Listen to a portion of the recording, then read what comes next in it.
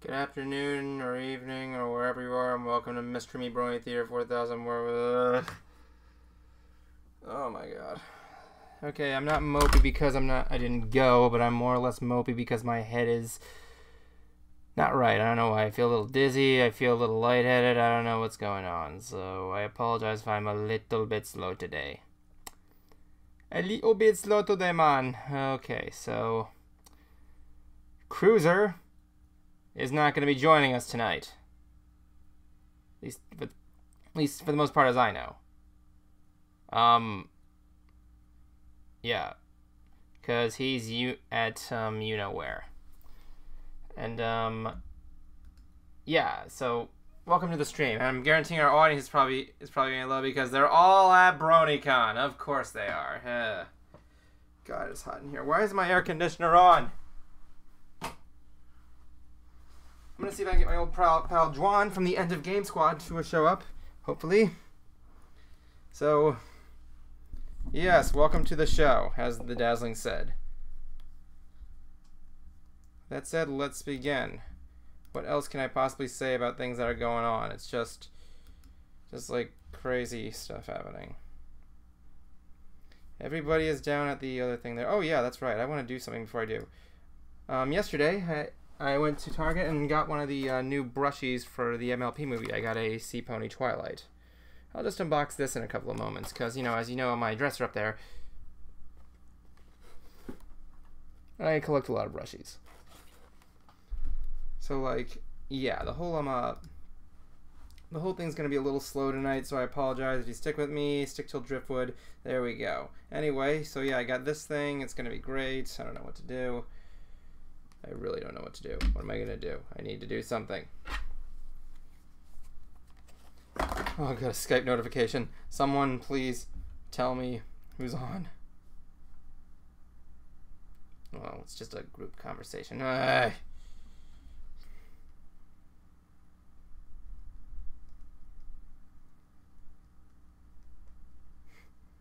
Send a quick text.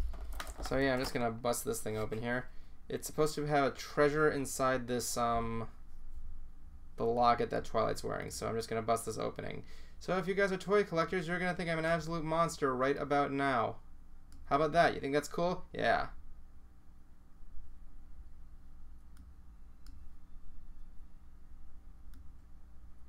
Also, look, I'm going to be honest here. I know it wasn't a big crowd, but hey, that's at least better than it was last year for all I know. I don't know.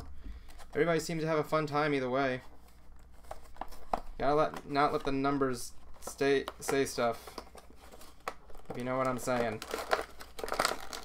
Let's make sure the sound's working. Gotta not let the numbers. Yep, it's working. It's working. Great. Can't wait to hear anything about that because you know everybody's having a big time with it.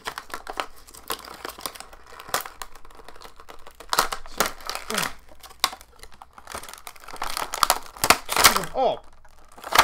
Right in my nose, god damn it. Who could have guessed? Who asked for a Sea Pony brushie? Who knew?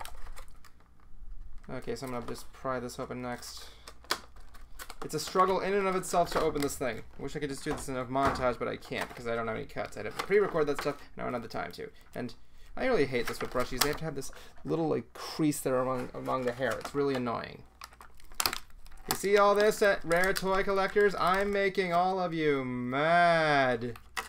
Ha ha ha. Just wait. Might need some scissors on this one, people. To hit the scissors, ask your parents before you're using it or something of that matter. So, yeah, welcome to the meeting there with your new home there, Twilight. I don't know how I'm going to do this. I don't know. Well, I know how I'm going to do this. I'm going to pull it out like so. And then basically, afterwards, I don't know where to put it. But, yeah, there she is. Out of the box. Chilling out. Having fun. Twilight Sea Pony. So there's supposed to be a surprise in this little necklace here. So let's see what it is. It's probably going to be something stupid. There's nothing in here. There's nothing in here but a little fake pearl. Let me just take a look. Maybe I missed something here. Ah!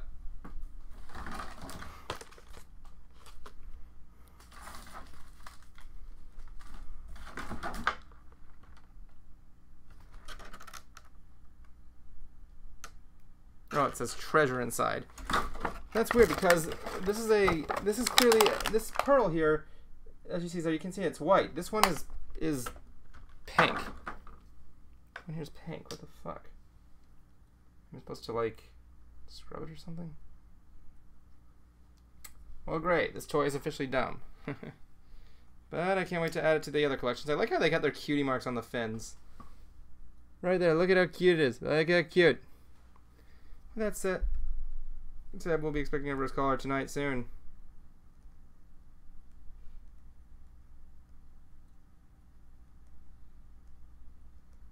Can I also point out here everything that's been going on in the news, by the way, aside from BronyCon. I just want to point out here, stop making the world suck to live in. Freaking Charlottesville shit going on. Everybody's going crazy. It's all dumb. I don't follow politics, so I don't know. I think I might have accidentally snipped some of her hair off. Great. So apparently she stands up on the fins. Okay, someone's calling me. Let's see what we got going today. But first I must go to desktop and show people. Welcome. Hey. Ladies and gentlemen, Juan from the End of Game Squad joining us tonight here doing our thing. He's only here because Justin was not. Justin was not. Is John with you? No, John's not with me. Oh, he's down all floating around somewhere. Oh, good. He's always floating around somewhere being a dick. Anyway, that's what he is. I mean, that was yeah. Well, yeah, that's the thing. Like, when I was online, I think I remember just me seeing John's comment to a thing I posted yesterday. John... Oh, yeah, the Family Guy thing? Yeah, Justin is always skeptical about whether John or not is an actual dick or not. He was asking. Oh. Yeah. What'd you tell him? I told him, nope, he's just stupid. But, like... That is mean. Anyway, well, you know, I don't know what to say. I don't know better. I'm not a smart person. But, like... Oh, man, that is mean. So anyway, ladies and gentlemen, Juan Higgins, he's part of the End of Game Squad, where he plays stuff till the end of the game for the most part. Or until we kind of finish it and then not finish it. You have to be the Get It Done Squad. The Get It Done, yeah, that's really what we should have named it, the Get It Done Squad. I don't know why we didn't think of that. I think it was a Game Grumps joke, but I don't remember. But, like, the point is that, yeah, I apologize for the low ratings tonight because every single one of my audience members is at BronyCon right now. Why I'm not, and it's funny because my buddy Justin was sending me messages of people asking where the hell I was during that situation. And I said no, I couldn't because I'm going to another convention next week with a balloon artist on a paid gig. Next year, though. Next year. So you're gonna go next year? Of course I'm gonna go next year. Last year, it sounds like Cruiser had a lot of fun. Hey, everybody's saying that the attendance is going down, but I just believe it. I mean, like, maybe people are just oblivious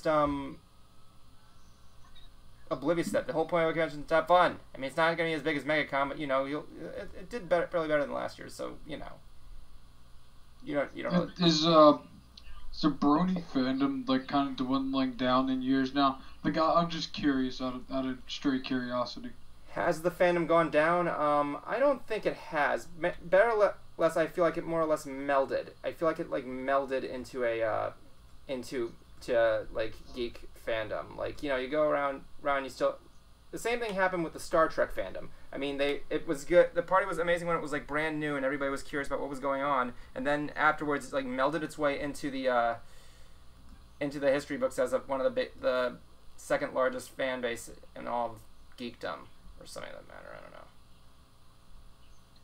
Oh yeah, that is perfectly put. Like, you're not a Star Trek fan, so you know. Oh, I do like Star Trek. Okay, name one Star Trek. You don't watch Star Trek, do you? I watched Star Trek. I went and saw. Oh my god, how long ago was that?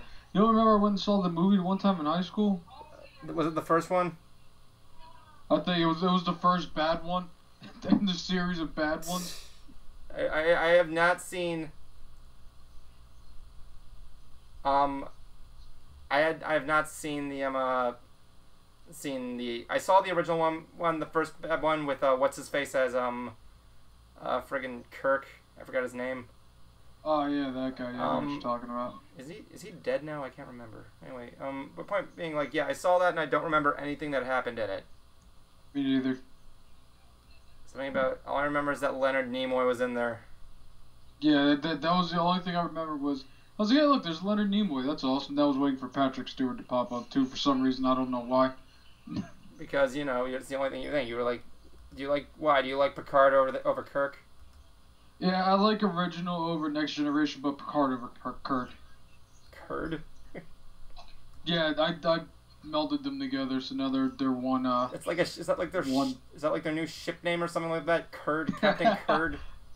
Isn't that no, I don't want to start. I'm not starting. No, you named him after the thing. One of the things that Little Miss Muppet was eating while on Zetuffet. Eating the curd. He ate the curds and whey. I don't know. I don't even know what whey is. It's like, is whey like? I don't know. Wait. Yeah, Justin said he was probably gonna call me soon with everybody there just melding in all over the place. But yeah, whether the population's good or not, I'm going next year. I'll probably like stop in Philadelphia, and I can take a train to Baltimore, can't I? Yeah, you can take a train to Baltimore. You can also take a bus. I think the mega bus will take you there. A mega bus? I don't remember. I know the mega bus takes you to New York, but the mega bus takes you to New York and D.C. So they might take a stop at Baltimore. I'm not too sure. Well, you know, because a train to Baltimore is going to cost you, especially out of Philly. Well, would it be? Hey, how you doing, Cutie Mix? Well, like, the thing is that, what was I gonna say? The thing is that, like, I can imagine it's a lot cheaper than taking a plane from like Florida to Baltimore. Yeah, that's what I was gonna say was like you take like a plane from Florida to Baltimore, and then come back from then like go to Philly, then go back to Florida. Well, you know, I might just stop by I might just go for that weekend, and then basically, why is protein primarily found in milk? It shows up as a byproduct of cheese making, says Great Mewtwo. Okay, I now know what that means. I have found the way. Yeah, no, apologize. I'm sorry, I'll give you a refund. Anyway, I get a refund? Sweet now. No, you don't get a refund at all. Oh, you have to sit here and take it all. Anyway, like, I would drink it in, man. You're gonna drink in the way? Yeah. Well, like, what was I talking about here? Oh, yeah, the bus. I remember, I'm sorry, the train. Like, that was the thing back in Philadelphia. Like, we waked up early in the morning and, like, I was watching, like, News 10. For those of you who don't know, News 10 is a news show or something of that matter, I guess. And, I remember they had commercials for the train. And that's what they said. It's like, have a thing, take the train. They built it up like it was some sort of, like, new-aged, mode of transportation that nobody has ever heard of. Yeah, I see buses. They'll probably run you about the same if you take a bus or a train to Baltimore or Philly. Because it's a long trip from Florida to Baltimore than Florida to Philly. I don't think I can take a train from Florida to Baltimore. If I did, I'd be impressed. You can take a train from Philly to Florida. Well, yeah. I mean, like, you can do that. It's 95. You can do anything you want to. I don't think they're not driving the train on 95. If they are, I have a lot of questions that need to be answered. If they are, well, if they are, they'd be having a lot. I'd be just saying how awesome that is. I mean, like having the ability to drive a train on the pavement would be of great skill. I think. I don't know how that works. I don't know. I wouldn't think, because it would probably crash and burn. You think so? I mean, I don't know shit about trains. I don't know shit about trains. I don't like trains. I know a little about trains, and I know that because there's no traction on the train wheels, the train will slide all over the place. And it would take you a lot longer to get somewhere, if it even goes anywhere. Oh yeah, Mr. Well, you know the train system better than me, so, you know. How else would you, like, you only take it to Philly, though, to see your sporting events or whatever. I mean, you two said the Amtrak goes all the way up to that way, as do the buses. Both methods will take you at least 2 days. So either or, it's going to take you 2 days. You're going to have to what, for account Baltimore? for those 2 days of traffic. Wait, from Baltimore or Florida to? Hell, I could. It may be it may be expensive, but I can probably like drive to Philadelphia in less time than that. 15 hours. Yeah, about 15 to 18 hours to drive you to Philly. It's a long drive, though, because I took it to Florida one time. Wasn't that bad? I mean, like, you just go over the place, you see all the ads for the fireworks, and then you go, and all the ads for north of the border, south of the border, and then you pass south of the border, and everything's really disappointing. You pass south of the border. You know what I'm talking about. It was that one theme park that has the giant sombrero on a steeple. Yeah, it's I know the only thing that everybody remembers of South of the Border. If anybody knows what I'm talking about, look up pictures of South of the Border. It's the most depressing theme park ever. There's like a roller coaster there that when you look at it in real life, you're gonna go like, yeah, I'm not riding that. Is it more depressing than Six Flags New Jersey? Maybe. Yeah, there's less well, not really. Well, actually, not really, because they don't have any sponsors. Now I kind of feel bad for South of the Border. I remember I was going there, and across the street was an apartment complex, and all the buildings, and like half of the building was demolished. I don't know why. It was just a thing that happened. It was just... Are you sure you weren't actually south of the border? Well, that's what it is. No, I mean, are you sure you weren't actually, like, in Mexico? That sounds like something that would happen in Mexico. I wouldn't say that. 2 days of 8-hour driving. Yeah, pretty much. 2 days of 8-hour driving. Well, that's the thing. Like, you know, I only passed it once. I mean, like, I've been on long car rides before. Like, the recent car ride I took there was when I went to Mississippi with Bruce, and it was a pretty hold on a second. It was a pretty difficult ride to take. Not for the most part. Well, I mean, not difficult, but like it was supposed to be 10 hours, but it ended up being what's the word? Like 12. Yeah, that's as long. I drove to Chicago from Philly, and it took me 12 hours. That was the worst ride of my life. I wanted to get out of the car so bad. Well, I went to Mississippi with Bruce. I'm actually going with him to Pensacola next weekend for a convention, and You guys have so many great cons down there. Like, we only have 2. That's about it. I don't think so. I mean, I think you have more than 2 personally. But like, well, we have the Greater Philadelphia Comic Con, then we have Wizard World, and then we have J1 Con, which is kind of privately owned and not really that big. J1 Con. Yet. Yeah, it's like super local, like really on the down low. Yeah, what like, the fuck is that? I mean, like, look it up, J1 Con. Is that like a? Hold on a second. That sounds like some sort of weird rapper name. J1. All you people have J1. Let me see. He's a rapping robot. That's what he was is. How's it spelled? J1. Yeah, I'll link it to you on Facebook. Hold on, let me just look it up. I want to look up. Oh yeah, here or John Con or whatever it's called. Let me see here. Let me see what our situation is. I'm gonna go there. I mean, there's probably more. Like there's Animate Philadelphia. Yeah, the thing is, like, it was held in like a church, kind of like not even in the church, but like in a small building next to a church for a few years, and then like they're holding it in like a bigger place in South Philly now. Well, population looks pretty good. I mean, that's the thing about conventions. mentions are in rural areas. Like the lower they are the bigger the like the less there are, the more population there'll be. So let's see what we got for guests, because I want to see who's coming. All right, this guest includes Keith Silverstone from who played friggin' Speedwagon from JoJo. He did Leah Clark. Did Torbjorn from Overwatch? Yeah. That's the leader. Greg Hauser. Why do I know that guy's name? It sounds really familiar. I don't know. Eric the Smoke Moran. I don't know who that is. But I don't know who half of these people are, except for maybe the first two. Other than that, you got some cosplayers, cosplayers, some cosplayers, more cosplayers.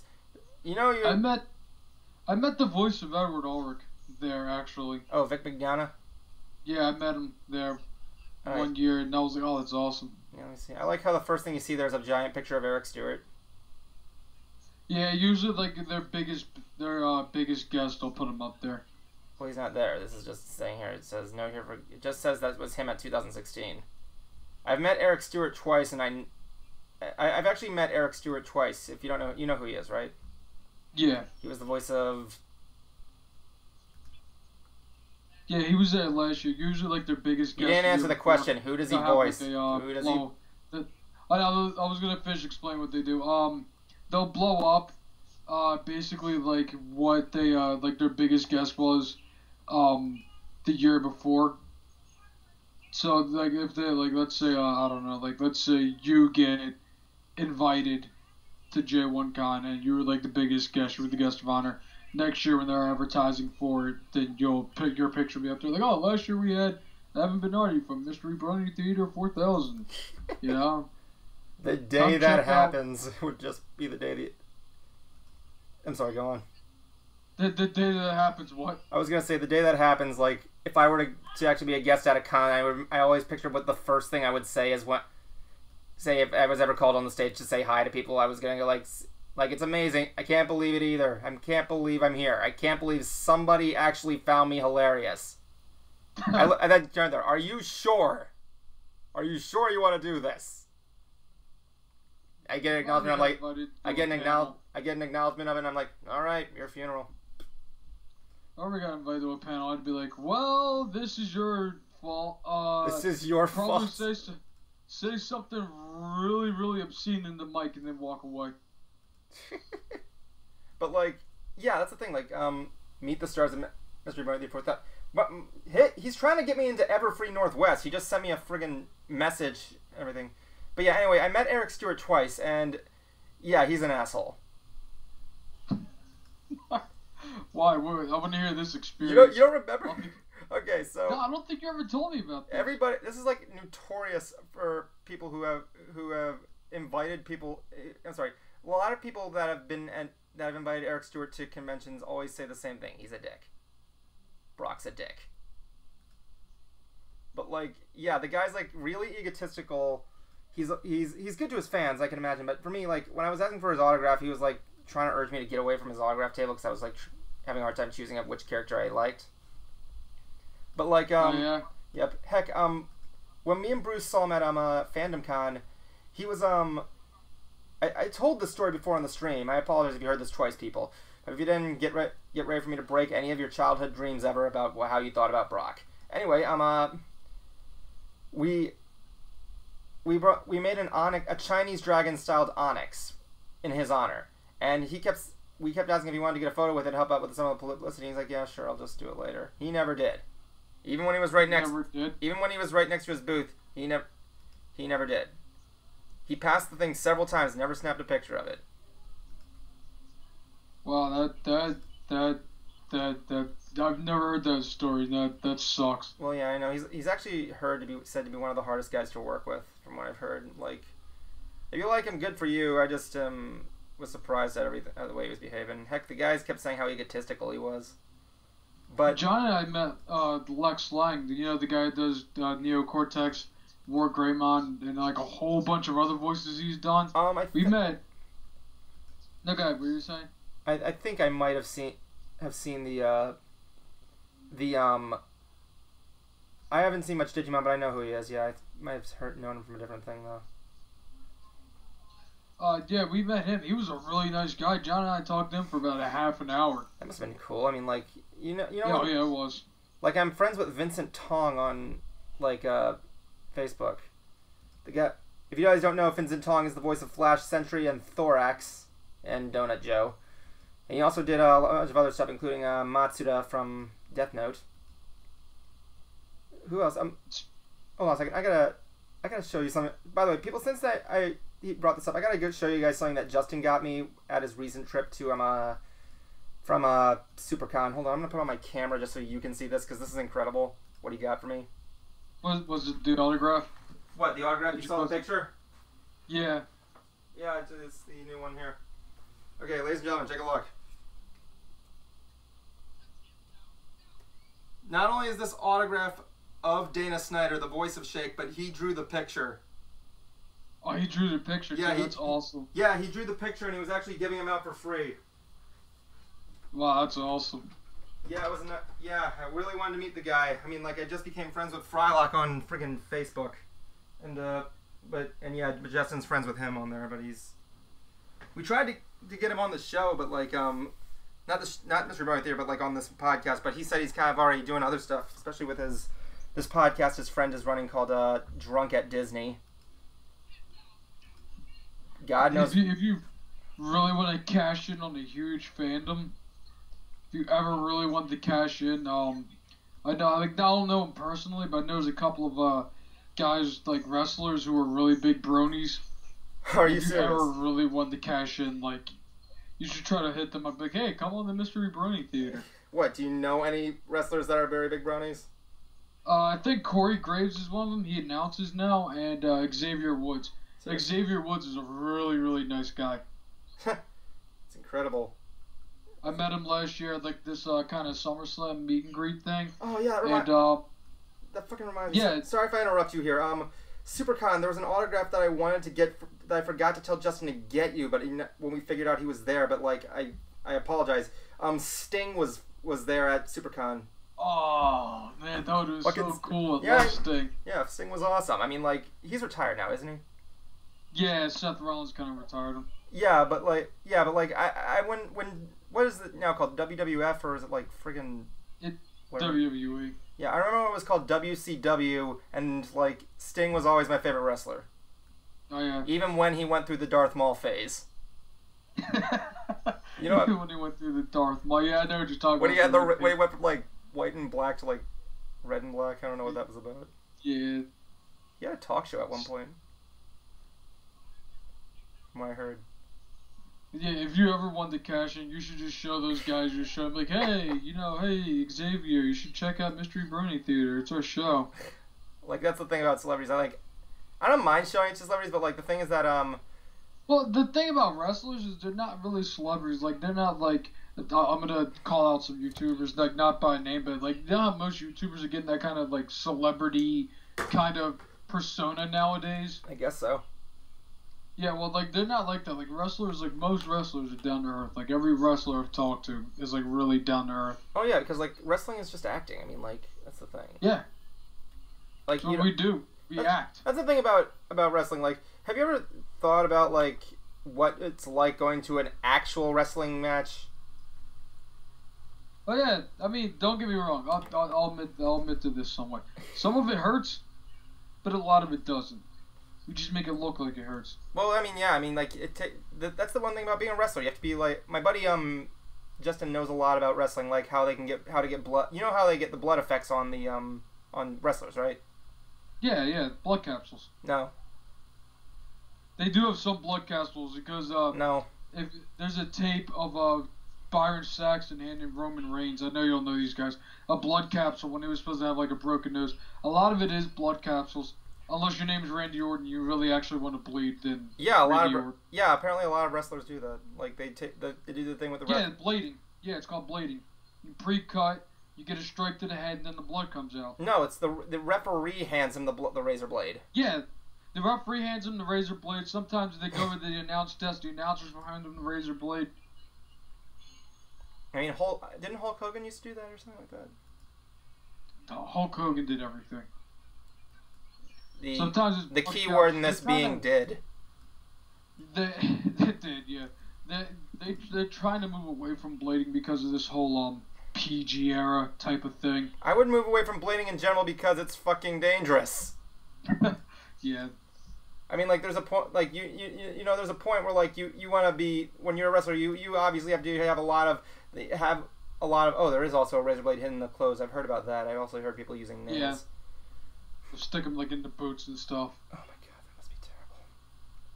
It must be terrifying, because there's a lot of footwork you have to do with wrestling. Now that I'm in school for it and I'm learning it, and then I learned that there's a lot of footwork. Like, it must be terrifying having a razor blade, like, near your ankle and you're trying to move around the ring.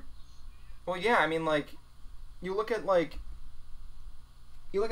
stuff like that and you just wonder, why would you do that? Why the heck? Yeah, is it just for the please? Is this not entertainment? Or whatever they said in Gladiator?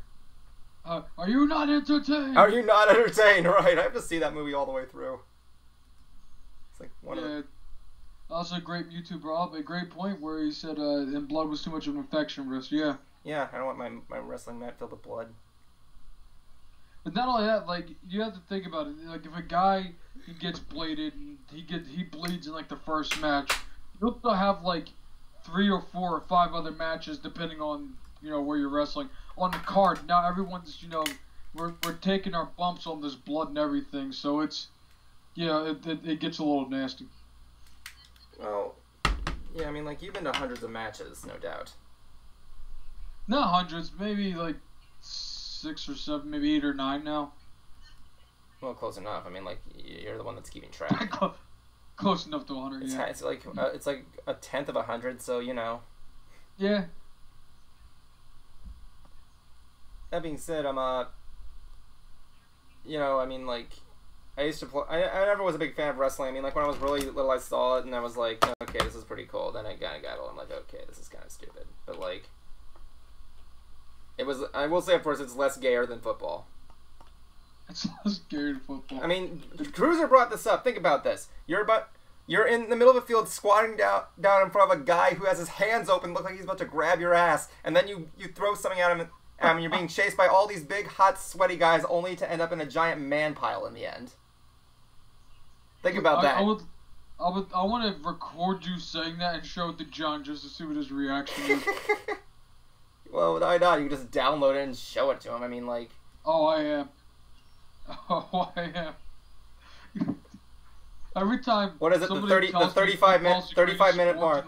It was in like the 34-minute mark, if you remember to like put it there.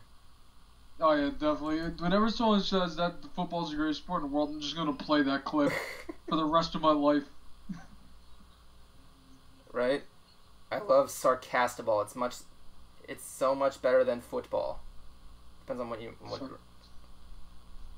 talking about, soccer or anything like that. That's the thing about here. Soccer's the big rage among people. All the rage or whatever it's called. The latest. Florida? Yeah, there's a lot of soccer fans here. Oh, yeah, aren't a lot of them coming over from like Puerto Rico and stuff? I wouldn't say Soccer's that. huge there. Well, yeah, I know a lot of people are Puerto Rican there. I remember when I was living in Ocoee, there was a cricket team that always used to hang out in the baseball field all the time. They would just go out every Sunday and play cricket, or as my dad says, what the rednecks in the old neighborhood used to call it, Al Qaeda baseball. Al Qaeda baseball. Cricket, Al Qaeda baseball. There you go, people. Have some fun with that one. Print it on a shirt and I would buy like 100 of them. Al Qaeda baseball. Yeah, when you play some Al Qaeda baseball, when you hit a home run, you guys scream, "Oh, Akbar!" I don't know how cricket. Can you hit a home run in cricket? Is that how it works? I don't even know. All I know is like there's like 6 guys running all at one time, and someone's hitting the thing with a bat, and I don't know. It's weird. Oh yeah, I remember that now. Great Mewtwo. I haven't seen that episode of South Park. I haven't seen South Park in a while. You haven't? I like this image here of like me making bright ideas. OC and Pickle Rick is just looking at it on the side. Yeah, I'm watching it. It's honestly Pickle Rick. That was a good episode last weekend. I'm gonna say that. Yeah, it was. Seeing Pickle Rick kick some ass. I've gotten more comments on my Rick and Morty wallet than any wallet I've ever carried around. You got a Rick and Morty wallet? Yeah. Yeah, I mean, like, seeing the whole... last week's episode of Rick and Morty, just how open it was of him to get the cockroach to come over to him was incredible. Yeah, it was. That whole episode was just amazing. It's like Ratatouille, only with bugs. Oh yeah, I remember you were on Facebook Live the other day. You mentioned that Pickle Rick remix. I listened to it. Yeah, it was pretty with the yellow thumbnail. Yeah. Yeah, it was good stuff. I mean, my buddy Zizix was trying to send that to Deadmau5 to see if he got his opinion, so I clicked on it because there was no thumbnail. I just came across with that. I mean, I don't usually watch TV, but I've been watching Rick and Morty again for a long time now. Yeah. Usually I find like one show on TV and stick to it. So Rick and Morty's my show on TV I stick to. Well, how big were you on the? I didn't really like the second episode where it takes place in like that Mad Max-esque.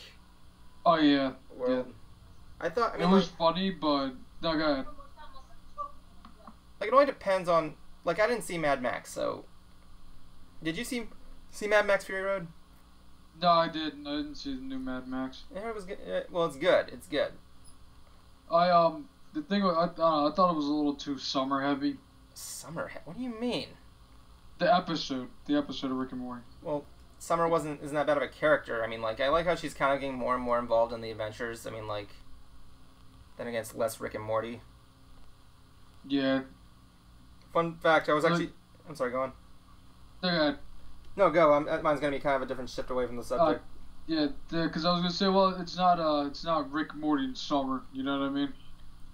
Rick and Morty Summer. Because that would be a really long title. Hey, you watch Rick and Morty Summer? Yeah, I watch Rick and Morty. The Rick and Morty Summer Hour. Hey, Jake Arnold, how you doing? Yellow. It's not how you spell it. Her brain flicker is yellow. Well, that's the thing. Like, Rick and Morty was.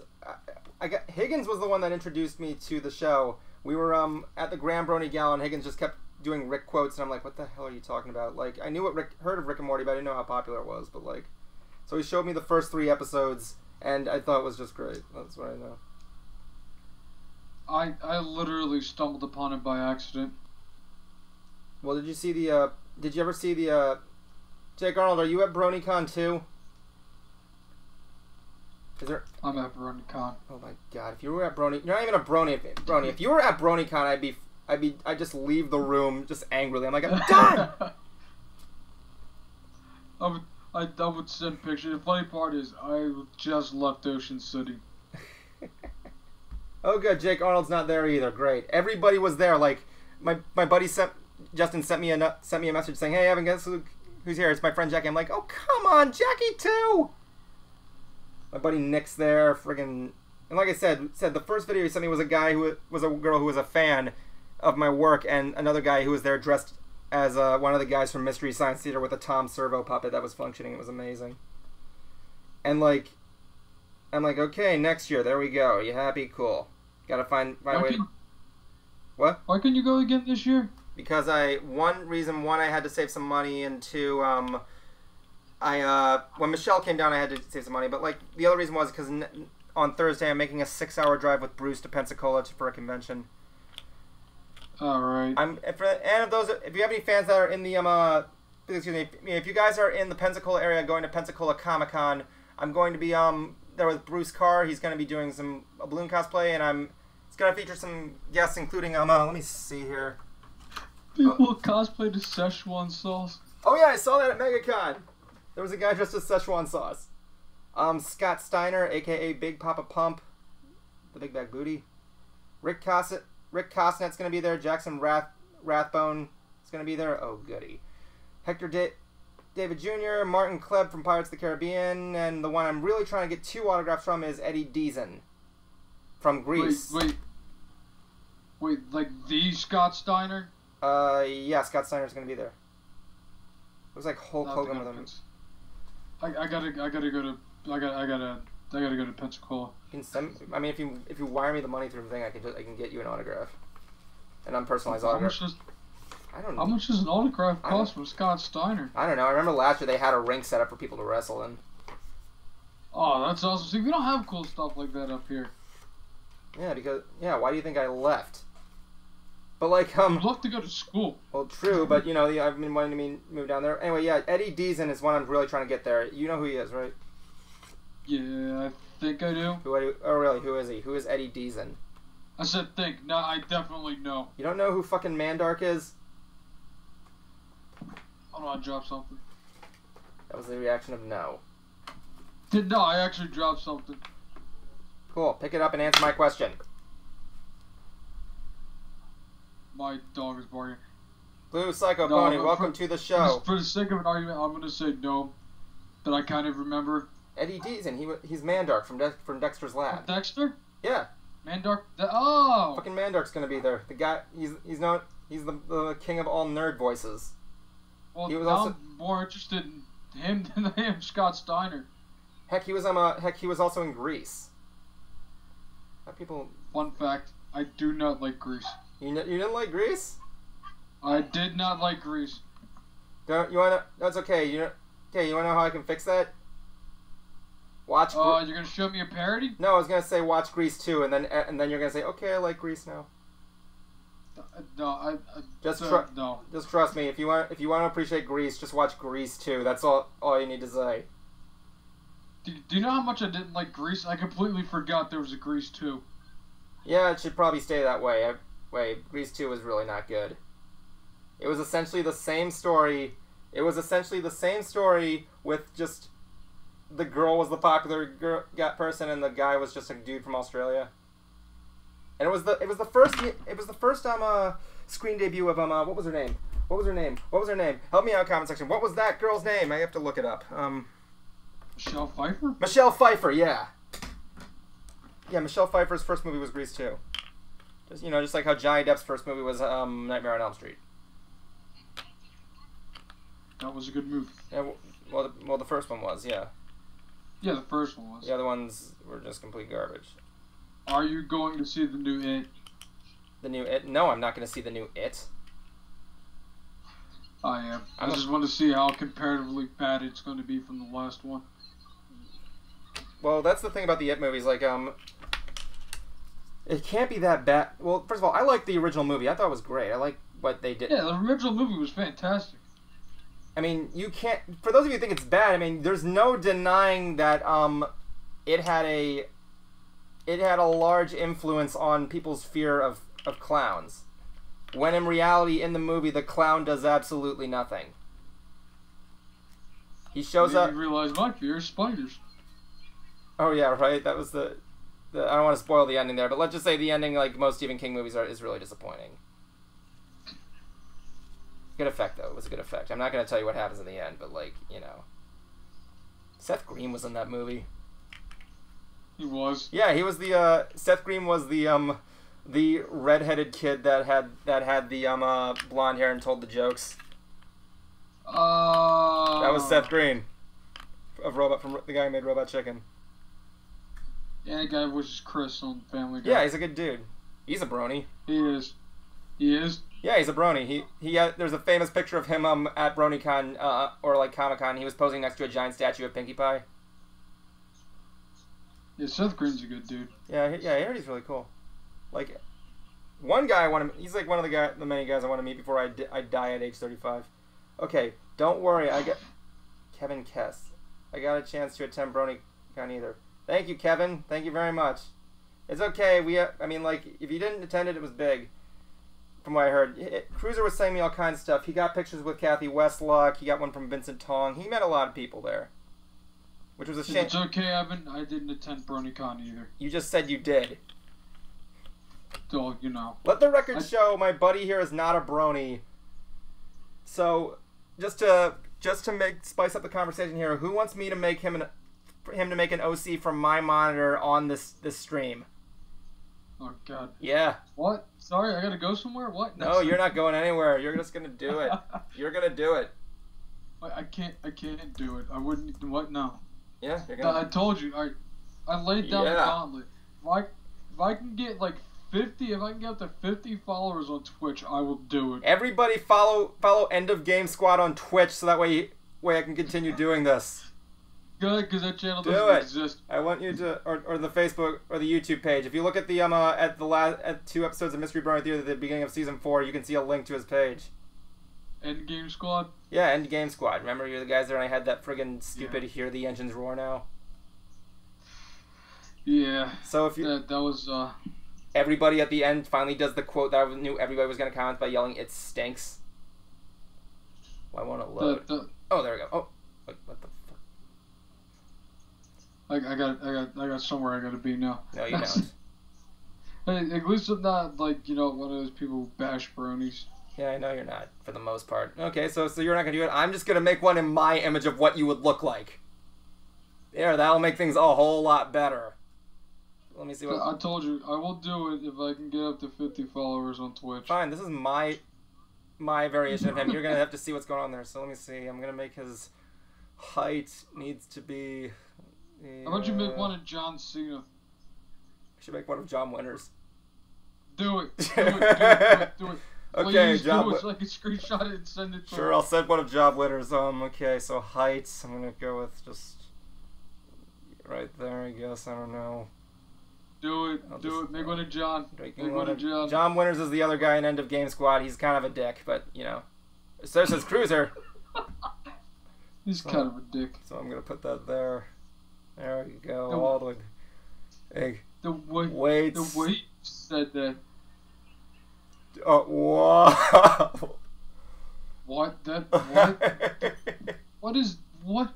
It's John. That is the freakiest thing I've ever seen in my life. I am screenshotting this. Oh. There you go. Dude. What? You gotta go there when who has the thin legs when you have a body as buff as this one? I am sitting. There we go. Oh my god, I'm let me see here. I just need to... Okay. Maybe. No, that's Michelle. Yeah, I'll make him yellow. It's funny because in the actual My Little Pony TV show, they had this thing with nationalities, like all the Native American characters are buffaloes and all the African American people are like friggin' zebras, which is pretty cool. Left in some good cosplay. So that would be a buffalo? No, I don't know what you'd be in that case, actually. Yeah, I'm a lot of things. What is this thing here? Let me see. She made him a cow. Let me see. I don't know what that is. That looks like an infection. I don't even know what these other ones are. That's a Pona. What the fuck? Okay, that's the one then. I'm just gonna make it all of it. All of it is brown. All of it is brown. And for his hooves, I'm just gonna go. Yeah. I'm not trying to make him into a giraffe. I'm just putting that down there. So his wings. This is the live demise of John. The live demise of John. John's thing is there is like. Yeah, right there. Give him the friggin' fairy wings. I'm gonna go to the head now. Need to give him a very male head. Something that I've never used before. And whoa, okay, this one's the winner. There we go. Give him some 5 o'clock shadow, I guess. Is he with you right now? No, I don't know where he's at. I heard some voices in there. I'm like, okay. Oh, that was Mama. I'm gonna give him a very limp horn. But like, no, he's not a magician, so I'm not gonna do that. I'm gonna keep the eyelashes. I know that, but like, let's see there again. Oh, right there. I'm gonna give him the weird. Ah, crap. Right there. Wait. The creation of Pony John. There we go. Right there. And I know Cutie Mix says it looks like poop all over. That's what I was going for, honestly. So, yeah, I'm gonna send this to him, and then I'm gonna change his name in my phone as Pony John. Everybody, I want you all to come up with a name for John's pony. I'm just gonna shrink. No, it's the eyes. I want the Irish size to go very small. It's like I made him into a full-off Asian pony. Yeah, I don't know what that is, but that's it. That's it. Okay, the upper eye. How do I make him look all... No, I don't think I could use this one. This one doesn't look too good. No, okay, I'll use that one. That's fine. Let's see what's next. I gotta give him the friggin' mouth. Oh yeah, that one right there. All it just needs now is like a little tongue to go, and then like you're all set. There you go. Give him the frickers. You can't even see it because of all the frickin'. Let me see. I'll give him half an ear. It looks like he ran through like a crap. Like I don't even. This is John after work. Okay, now for the hair. I got a good idea for what Plathoof. Okay, guys, keep coming up with names for this thing. I need some inspirational ideas. Plathoof is now on the table. I need to find the perfect hairdo for him. I know and everybody knows what hairdo I'm going to start looking for. The Weens. The Weens? The Weens. The Weens? Yep, the Weens. Is that his name? Yep, the Weens? The Weens. The Weens. Ah! Pattern feather. There you go. Just go to like one of those like birthday names saying if you were born on this day, this is your pony name, I guess. Where's that one hairdo? I know what hairstyle I want to give him, but I don't know if it's in here. Oh my god. I want to see this thing somewhere in your end of game squad just mentioned. It's going to be in the corner of every video saying this is Scruff. Scruff, I thought it was the Wince. Well, no, we call him Pinkie Scruffy, but the Wince is starting to grow on me. Congratulations, you got a mascot now, so you know. The Wince? The Wince. Go Wince. Oh, I get. That's Sonic the Hedgehog. Yeah, I'll make him into Sonic the Hedgehog. There we go, like right over. There we go. Yeah, how about that? They have one in the old version where you could be Goku. Do you want dual colors? Should I give him? Yes. I like the pink. It's cool. Okay, let's see. I know exactly what tail to give him. DuckTales premiered yesterday, and I never got the chance to see it. Oh, there we go. Oh, there's facial hair. Give him no tail at all. But no, I'm not gonna do that. Let me see there. I'm gonna go there, go there, go there. Come on. Nope. No. I know exactly which one I'm gonna give him, but I'm hoping they have the one I want. That's the case. I'm gonna have to get like the most What are those? No, there's a backup plan one. Where's the one? If I can find Princess Celestia's tail, then we'll be all set. I want to see if they got it. That way I can. No. No. Why is that in here? Why? Just the way you said, why is that in here? I know, because it was just. Why is it in there? I mean, maybe this isn't a griffin. Griffins are in the show, by the way, and sure, that's perfect. Looks like Pikachu's tail. It is. Oh, mustaches and beards, yes, please. Oh, please. Yes, please. Please give him a mustache. You gotta give him a Fu Manchu. Yes, that. Let me see what else. It looks like a little sperm. Let me see if I can give him a little bit of a big up. What the hell is this? This looks like a parasite on his face. Kinda does. Oh, okay. I guess I'll go with this one here because it's like making more buzzsaw-like. Okay, let's see what else we got here. I got accessories. Yes, please. Let me see here. Bowler hat, top hat, black top hat. Make him a cowboy. Let's see there. And okay, I'll give him a fez. Why not? I'll make it the appropriate red color just because I'm that guy. Give him some glasses. You can give him a monocle. Give him a monocle. Let me see what else is all there. Give him some friggin' Howard Stern glasses. Yeah, monocle's gonna have to be the thing, so. Can I make it black? Give him a black. Yeah, there we go. Doesn't even look like a monocle. It looks like someone just took the paintbrush icon and made him so. Oh, horns, yes, please. There we go, I guess. I need the longest ones. The longest one. Nah, yeah, that's perfect. And finally his hooves. Let's see what we got here. Give him some accessorize. He's a businessman, so I'm going to put that right there. Give him the whole white collar look. Give him the whole white collar look. Exactly, that's what I said. And some workout stuff, I'm going to make those white too. I'm going to make them so white, Charlotte, that people will be rioting, I guess. I don't know. Freaking stuff going on in Charlottetown that people are going crazy for. Notice, if you guys don't see the Facebook picture I posted, I'm sorry, the picture I posted on Twitter with the giant planet Earth that says "Stop making the Earth suck," then you should just retweet that, I guess. So, like, let's see there. I'm gonna make this one not white. I'm gonna make this one full on brown.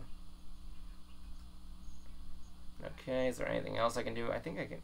I knew there was a feature where you can add something for your oh yeah, necks.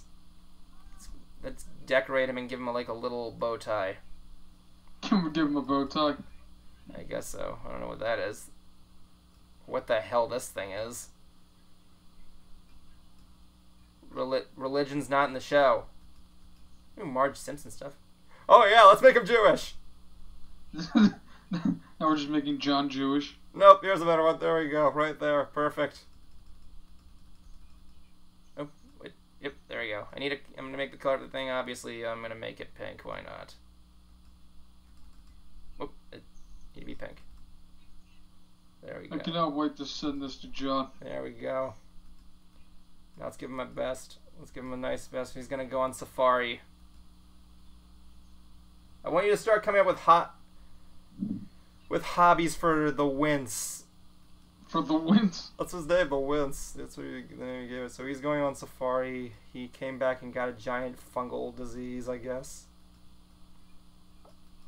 All of us expect a backstory of this character. Should give him like dark green, make him look like friggin' Frodo. Perfect. Looks more like Attack on Titan. Okay, is that it? Is that all I can do? There we go. So that's John in his OC form. I'm just gonna move that one there. This guy gets so fucking pissed. Oh yeah, I gotta pose him. Cause what is a pony? I gotta pose him. What is a horse without a pone? There we go. Oh wait, I know exactly what I'm gonna do. Hold on, I gotta get rid of this.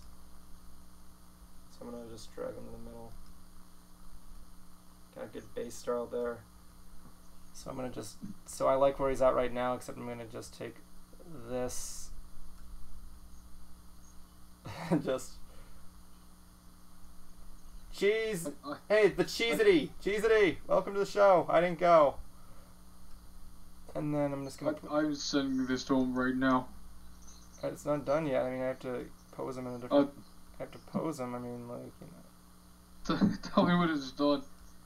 He is. I think I don't know. Maybe I finished it a long time ago. I'm just gonna go right here and just. He's gonna flip.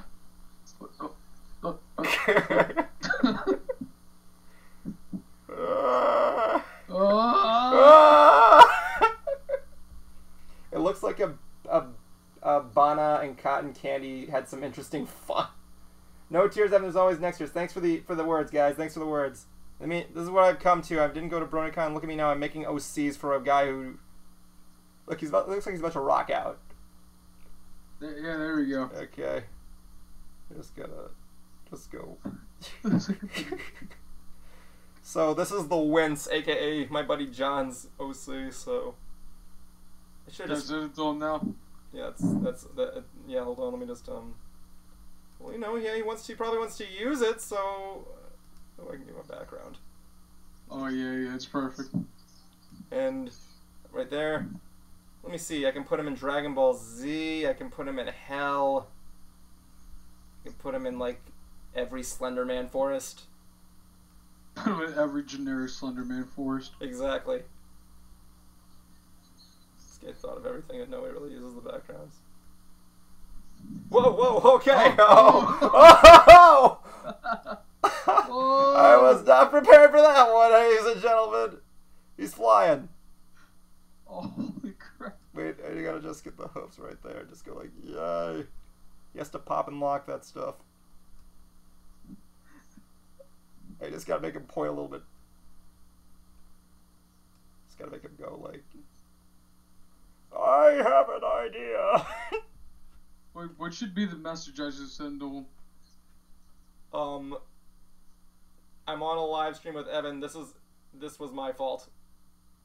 I'm on a live stream with Evan. This is happening. Yeah, this is happening, and it was my idea. By my, I mean you. So. Okay, hold on. I'll just save that screenshot. It's kind of like when I used to have that screenshot of that guy who like wrote his name on that chalkboard in the boys' locker room back at school.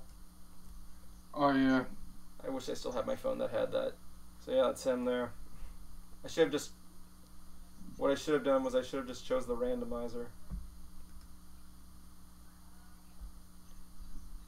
Oh my god! Because if I were to choose the randomizer, I would have gotten like such whimsical results as like I don't know this.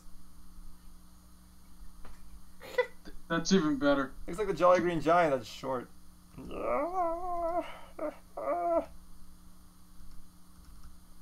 So like, yeah, that was it there. So yeah, I'm getting a lot of people there. I'm sorry you guys couldn't go. I mean, everybody looks like he was having a good time. Except I made a video a couple days ago where I looked really bored on my Facebook page and this YouTube page. Nobody seemed to care, but you know. You should have. Wait, I think I got a text back from him. He said, "Why, God, why?" Just say it's our new mascot. Oh, yeah, it's end of game. If it's end of game squad, it looks like an avocado fucked a sadder, uglier avocado.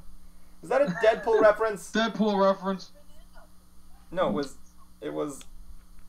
No, that wasn't the line. It was you look like you face fucked with a much uglier avocado. I don't know. It was something like the topographical map of Utah or something. Exactly.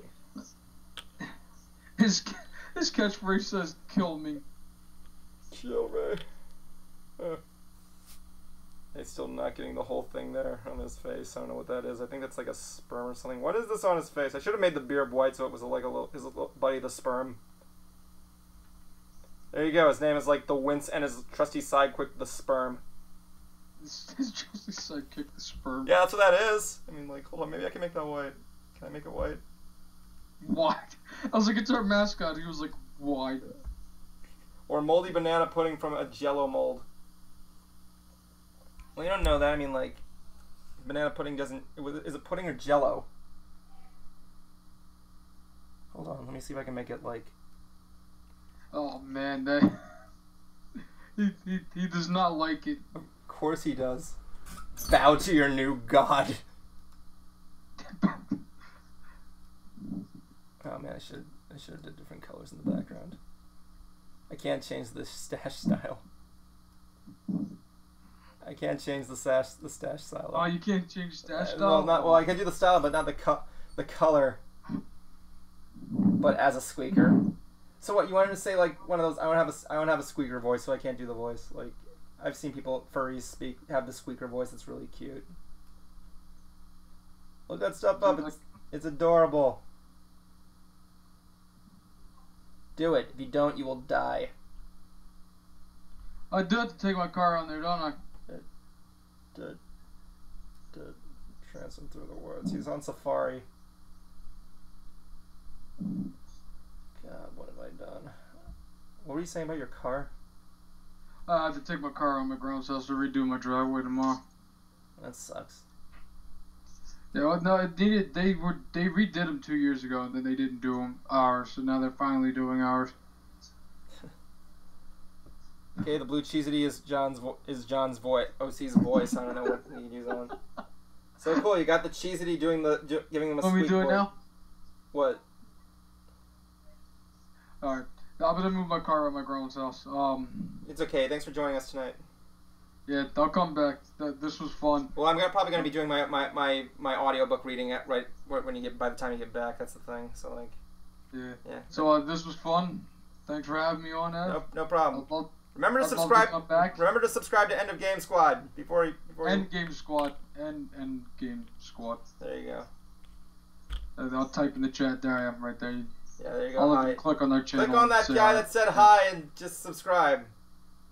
Thanks for having me, Ev. Thank you. Hopefully I can come back soon. I had a lot of fun. Thank you. All right, see you. See you, man. I have nothing to do anymore. Ugh. Jesus Christ, what do I do now? Well, like I said, Justin's at BronyCon, so I have nothing to do. Ugh. I can tell you one thing, though. As you know, in the beginning of every stream, I have a different thing that says look at the updated banner picture on the MBT4K Facebook. So what I am not telling you is we actually did make a little bit of a change to it. You'll notice a new image was posted on there, which I will show you right now as soon as I get this thing loaded. Oh, this is something regarding it. I'll explain later. You probably noticed an image here on our Facebook page that looks something like this. If you don't know what it is, feel free to look at our Facebook page to see this image here. This is actually a logo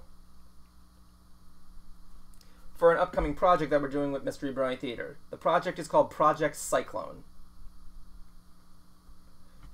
Project Cyclone is something that's gonna introduce the new season finale, and what we got in mind, like I said, when the next episode comes out, something is gonna be coming out like a week later or on that same day. And what I'm also gonna be doing is we're also gonna be seeing if we can get reaction videos from everybody to see what they think. But like I said, if you check out the image on the Facebook page, feel free to have a look around. You might find some cool secrets and surprises in that image. So yeah, as a matter of fact, in addition to Project Cyclone, we're going to be adding some newer elements, a little bit of dark elements, a little bit of story, and I'm not going to get into full details, but what we got in mind is incredible. I actually did a script reading one time while you were in secrecy, where I read the script to something that Project Cyclone's going to be doing. And all I can say is that once we release the next episode, it's going to be a long time for us to release the next one because of what we're going to do. Whew, I'm so dizzy right now. I don't know why. Yeah. Okay, so yeah, not about that one there. The bright ideas I'm making here, the iteration of bright idea in the raincoat is actually going to be part of said project.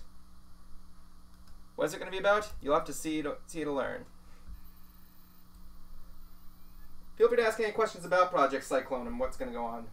I will say in the video that comes a lot with it, there are going to be some guests in there, including Caps Lock, Thespio, the editor, all kinds of people. Heck, some people that you wouldn't even think that we know. Unlike friggin' Cruiser, who's hanging out with all the Brony analysts. I don't know what the hell he's doing. He's in Baltimore right now having fun. I want to have fun. Can someone have fun? Is there anybody out there who wants to have a fun time? Ugh. I'm just going to build up my chance until I get stressed out by reading Driftwood. I don't want to read Driftwood. Driftwood is dumb. Seriously, if I have to read one more thing of that fanfic. Well, you know, since nobody's here, I might try to read it a little bit early, around like 9:30 if you guys want.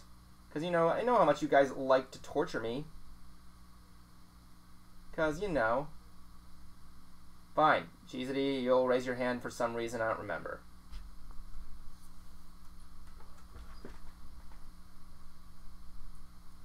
But, like, yeah, it's going to be one of those things where things are going to get really weird. So, yeah, I have nothing else to do tonight. Maybe I will just skip to Driftwood for now.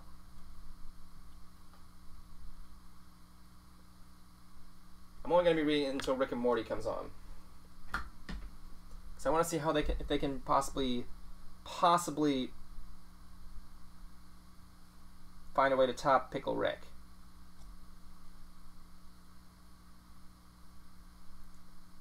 How are you all doing? I want to talk to everybody. Everybody I want to talk to has the things where they can talk about thingy things. Do I have any food in here? I think I do. I got some chips. I'm gonna sit here, stuff my face like a friggin' thing.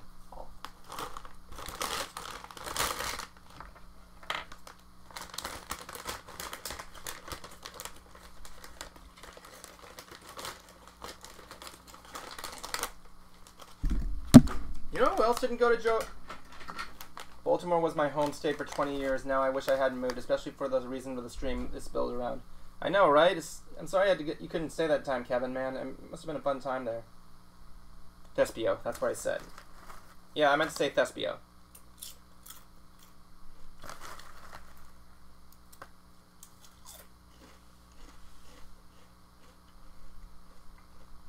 Yeah, it was really cool. Brony helped me hook up with him. Also, big props to Thespio. I heard he got engaged at the convention. Yeah, Thespio, hold on, I think I can send you the video that freaking Justin sent me. Oh wait, I can show it online. What am I doing? I'm an idiot!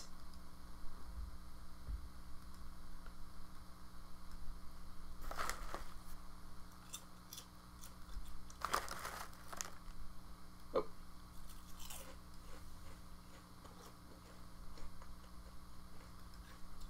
Just gotta find the video.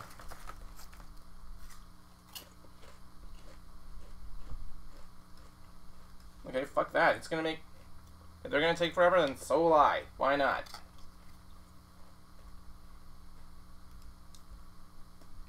Gotta go all the way to Justin, and then move all the way down.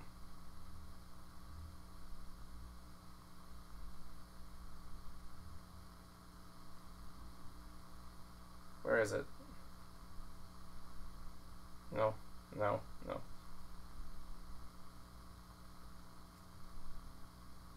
What the fuck is this? Is this it? Let me see. Hold on a second. Gotta like turn it up. So yeah, Thespio, Justin knew I was bored, so he wanted to cheer me up, so he sent me this. And he just got engaged to this lovely woman.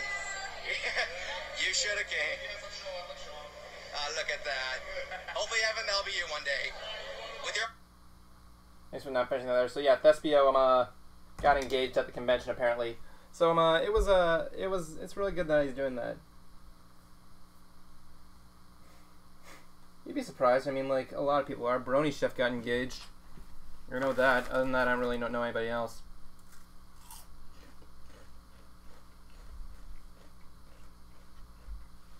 Thing is that I recently wrote out an essay telling the story about how I became a Brony. I've been wanting to turn that into a video. I was going to call it From Hands to Hooves. I don't know if it would work because I don't have enough footage or time or patience.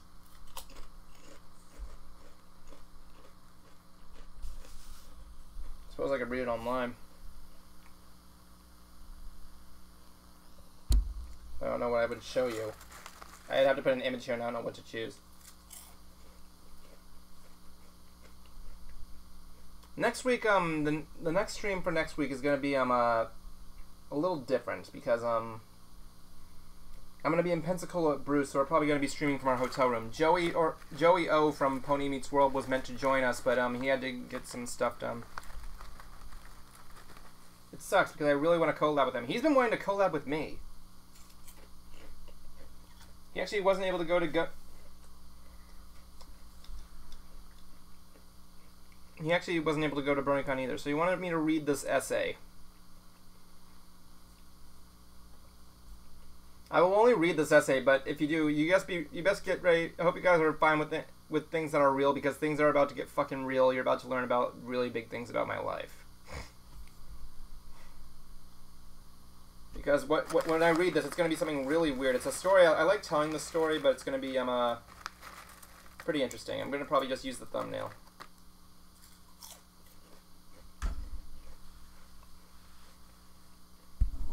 Might as well choose something to kill out before time.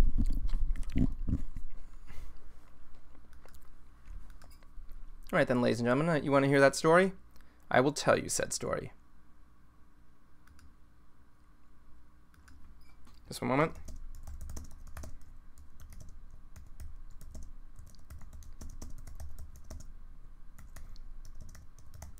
Had to write a quick message. So, you want me to hear the story? Well, fine. I'll tell you guys the story. Just wait right here. We'll be right back.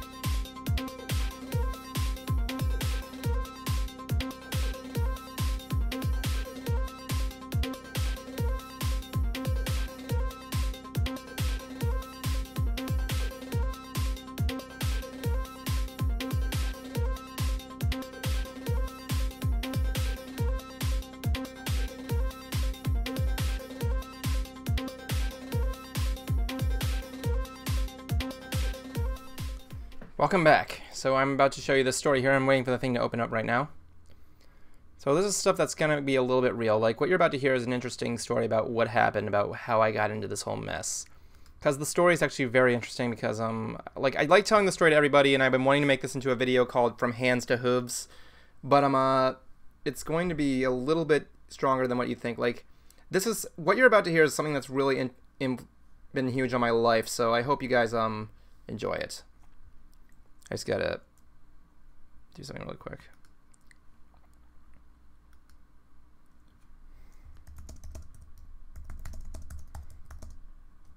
I just gotta make a text.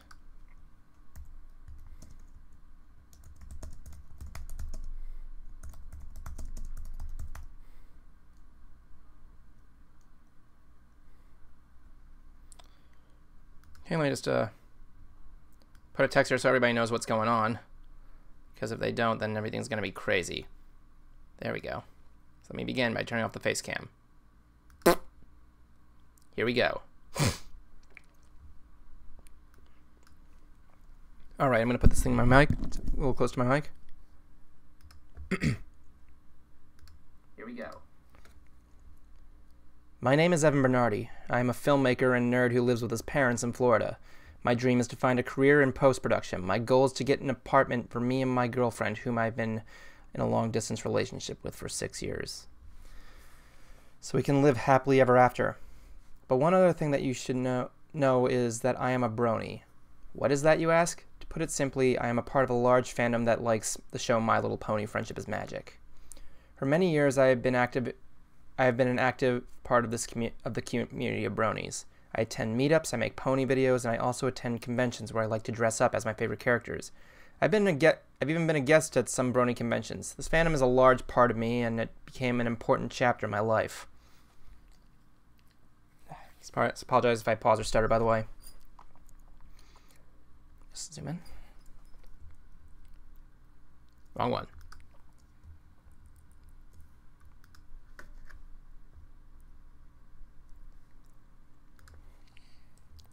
Okay. Moving on.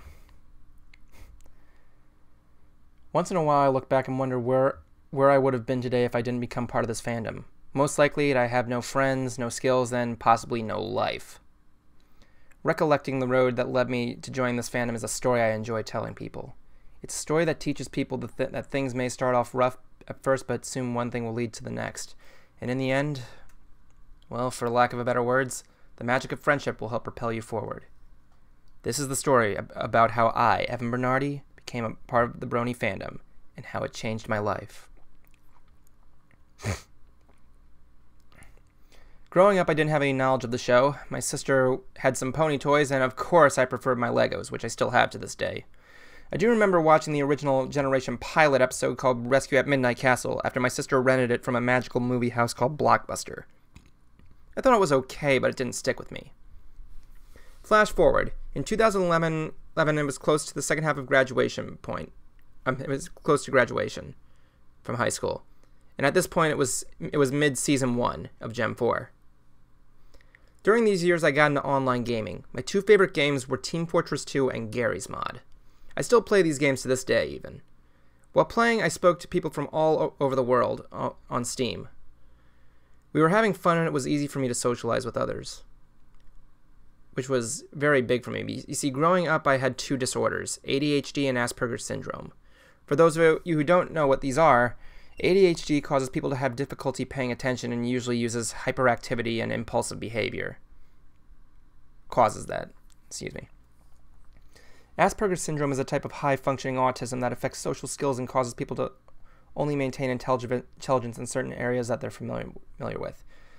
Now, I apologize if I either define these wrong or if they sound confusing. For a better understanding, try consulting Dr. Google. Anyway, I also suffered from anxiety, and I had a stuttering problem. Because of these, I have a hard time communicating with other people. My words can get jumbled, I can get antsy, and I often say the wrong things. Not only that, I have a hard time speaking out for myself and making decisions. I grew up with these disabilities, and I still have them to this day. Because of my strange behaviors, I was bullied a lot. Hell, I was even convinced my own friends were messing with me when they really weren't. I was also a huge nerd. I liked anime, old cartoons, new cartoons, video games. I won't spare the details about how that made the bullying worse. So socializing with people in public was not easy for me. It still isn't. Usually I was at home playing video games or making stuff for YouTube. Socializing over Steam also was not as efficient as it sounds. You can find some real jerks on servers and other games, and there was a high chance you were never going to meet the same person twice in a row, at least in my case. Anyway, in Team Fortress 2 there's a feature in the game called spraying. This is where you can upload an image and spray it on the surfaces of the battle map while in the game.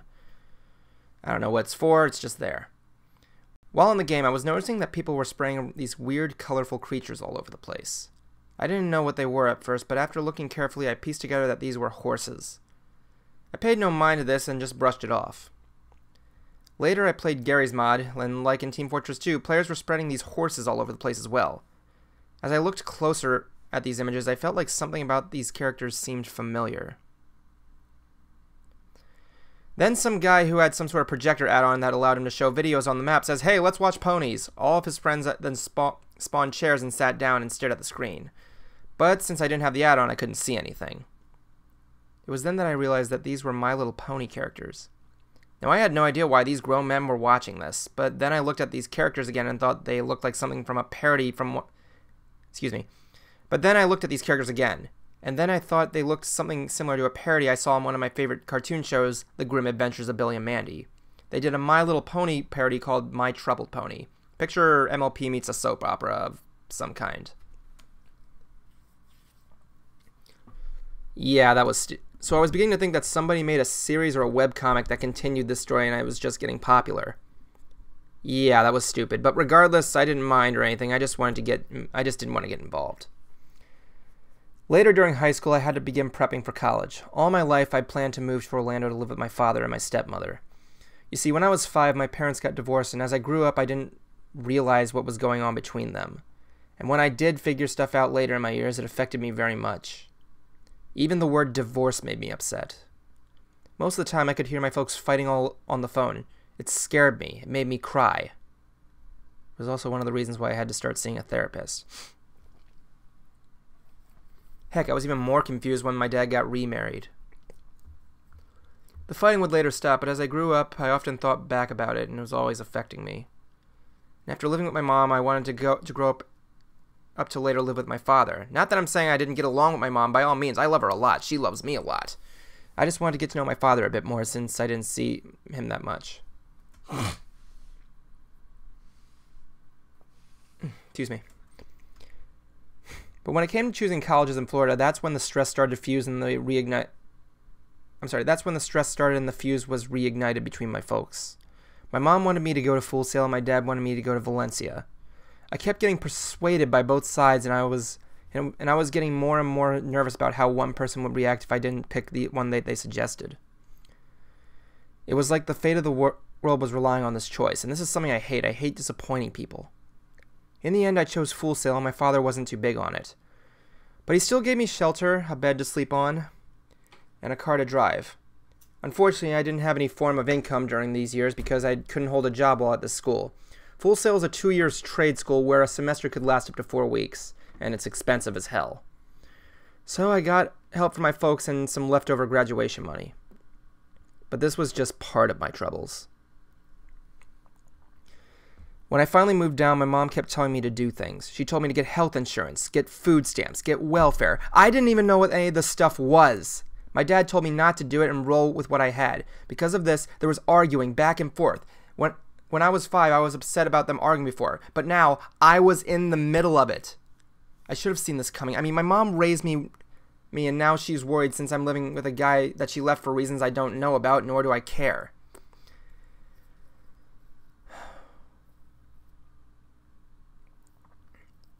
Just had to scroll down a little bit.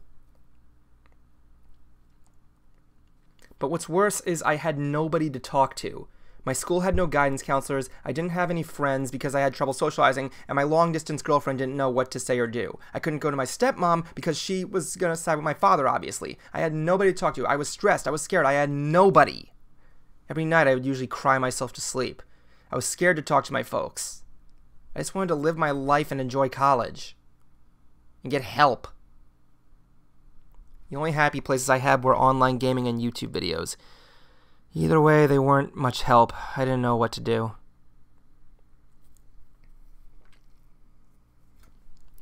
Then one day at school, I came across a news article that said adults and teens are raging over My Little Pony Friendship is Magic. There was a photo for the article that had all the characters I saw on the TF2 and Gary's mod maps that were being sprayed. This was the first time I heard the title.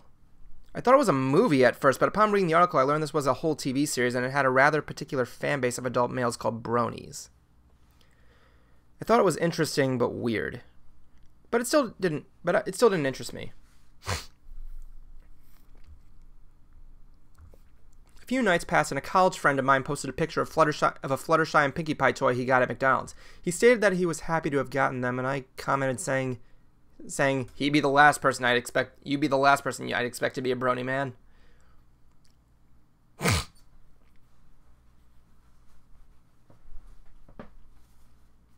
Excuse me. Then came the night where tragedy struck. That's right. All my game servers wouldn't load, which means I couldn't play anyone online. And if you play online games like me, you know that's boring. So I decided to watch videos on YouTube to kill time.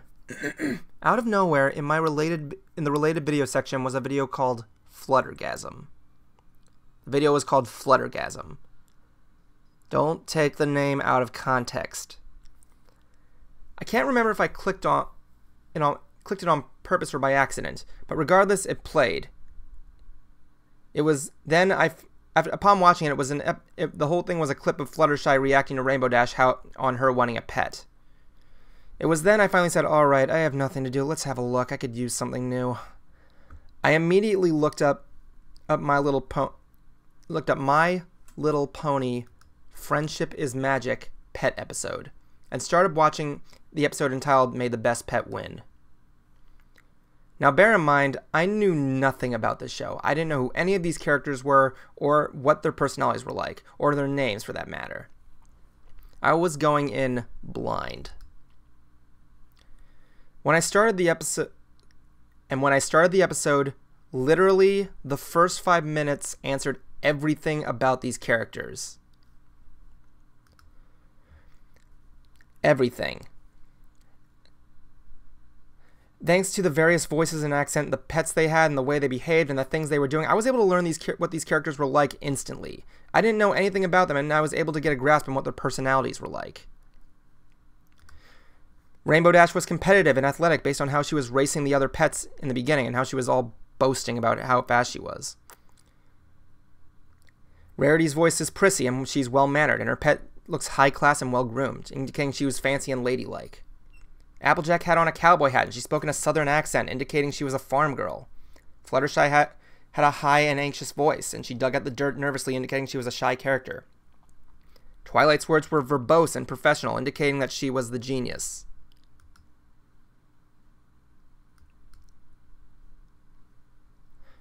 And Pinkie Pie was energetic and fast-talking, indicating that she was the Gilbert Gottfried of the series.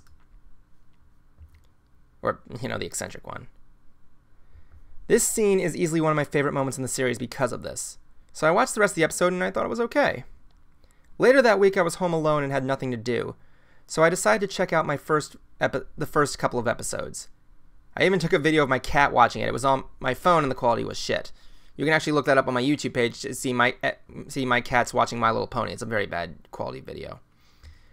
I continued watching more and more episodes. Eventually I got my first shirt some months later and even a brushie of Fluttershy. I was really getting into it. At school they showed us a documentary of the fandom that the students at the school made for a class that helped me understand it a little bit more. But despite this, I didn't consider myself a brony. I just had a few relics of geek culture and I didn't plan to be active in a single fandom. But it wasn't until the day I listened to a rather infamous fanfic at the time. Rob Cakrin53's My Little Dashie. I heard about it on YouTube and decided to listen to it while doing my homework. When it ended, I had my face buried in my hand and I was sobbing. It touched my heart. Yes, this sounds weird, but I was still going through a lot of stress during that time, and this story was one of the biggest heartfelt reminders of what life used to be like for me and how I just wanted to be in a world of happiness where I wouldn't be in the middle of a feud between my folks. I remember one night I was in my room crying after arguing with my dad about some welfare thing my mom wanted me to do. In the midst of my sadness, I made the first image I ever posted on DeviantArt, which I will be linking to you guys here.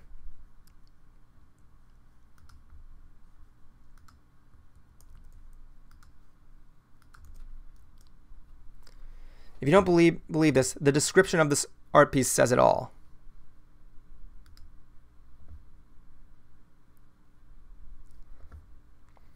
It was then I came to terms with being a brony. I wasn't ashamed, I was happy. I found something to make me smile and when I had no friends to talk to during these troubling times. I told my parents about this. My mom thought it was weird but didn't stop me, and my dad didn't know what the heck I was talking about. It's worth noting that he learned more and more about the fandom later and really got into it as well. He's not a fan, but he still gets it. And my girlfriend still doesn't understand it to this day. She even sent me a famous text wishing I wasn't a brony. We're still together. Later in college, I made my first contribution to the fandom, a fanfic that I turned into an audiobook series in order to practice working with other people over online. One of these people I worked with was a voice actress named Pinkamena VA, but you may know her today as Wubcakes. I'm not going to tell you anything else about said project because it's horrible. As in, what the hell was I thinking horrible? I then graduated college and I had no idea what to do or where to go, so I went through the summer to think things over. I was at my house for a week alone with nobody to talk to or hang out with. I got bored and started looking up brony groups on Facebook. One of these brony groups was called the Central Florida Bronies, a group composed of MLP fans that lived in my area, the Central Florida area. I was now able to talk to and socialize with fans of the show that lived close to me. I then later heard about a brony convention in Tampa, Florida called the Grand Galloping Brony Gala. I wasn't able to attend it because I was vacationing in Delaware. But then came the day after I got back to Florida from my vacation in Delaware. July 13th, 2013. On this day, Equestria Girls did a special premiere at my local theater.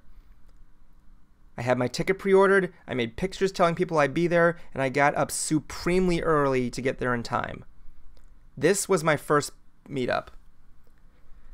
Now I want to be clear and honest here for a second with you guys. I'm fully convinced that if I didn't go to this event,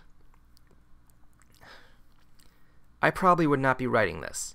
I most likely wouldn't have continued being an active part of this fandom. I don't even think I'd be alive right now due to not having real friends to relate to in this world. If I didn't go to this meetup, I would be dead. On that day, I met all the bronies of Central Florida. At first I was nervous, but I was starting to adjust to the crowd. In no time at all, I was being friends off the bat. Everyone was nice, and they wanted to make me and everyone else feel comfortable talking with each other. Some people even knew me online from my work. We watched the movie and had a great time even. Afterwards, we hung out, we had lunch, we took pictures. I didn't want this day to end. I had gained over 50 friends that day. And I couldn't believe this was happening. It was like a dream come true for me. After that, we started to do more things. We made videos together. We made a Skype group where we used to call each other regularly. We laughed. We had fun. I even became open to the convention scenes thanks to my new friends. I went to my first anime convention, Mythicon, where I filmed and made a video of that would eventually become the first in my Concomer series. I even had friends to go with. There were a lot of people at the convention from the Equestria Girls meetup that knew who I was. And while at the convention, I was able to socialize with others and was able to gain even more friends. Later, I met a great man named Jason Ruth, who invited me to a birthday meetup where he talked to me about a project he had been planning to do for a while, after he heard that me and a couple of other guys did a reaction video to an older MLP movie over Skype. This plan would later go on to become Mystery Brony Theater 4000, a series that I do to this day. I later became active in charity work and did things for the Grand Brony Gala, where I became a cameraman and even a guest. I made many clients, including the balloon artist Bruce Carr, who is my business partner now and a producer for Shaded Sight Studios, my group. And then I met a guy named Rainbow Dash, who taught me how to survive the convention scene. At that time, I couldn't believe it. After traversing the long, hard road through college, I finally found a light at the end of the tunnel. I had friends and I was happy. It was all thanks to this fandom. All because of one little show. As the years have gone by, things have changed. New friends were made, some friends came and went. Some people stopped watching the show, some people are still watching it to this day, and the fandom really isn't the same as it was before. However, that isn't to say it hasn't changed for the worst. If there's anything the show has taught its viewers, is that friendship truly is magic. And these friendships will last forever and will inspire others to spread this message in order to keep the magic alive. My name is Evan Bernardi, and I am proud to be a Brony.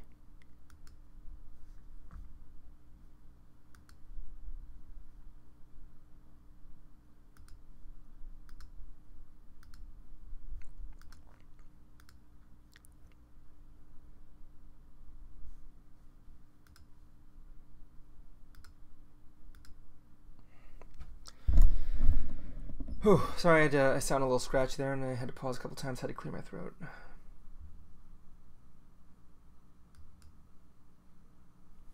Kevin Cass, what did you want to use the speech for?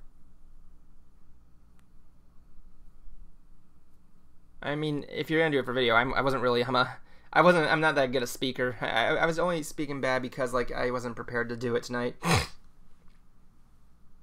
Excuse me. But, yeah, that is the story. That is essentially the whole story about what I went through that got me into the Brony fandom. And like I said, it's a story I really like telling people.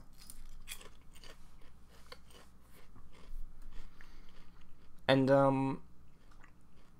well, like I said, looking back at the road that I went through to get here was just quite a journey.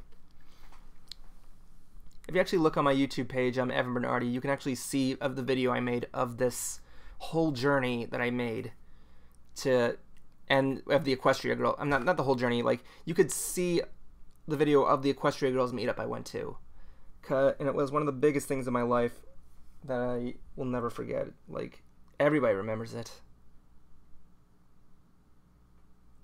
Like, I didn't know who any of those guys were, and they were just there, you know? Especially since I had nobody to talk to when my parents were battling each other, and, you know.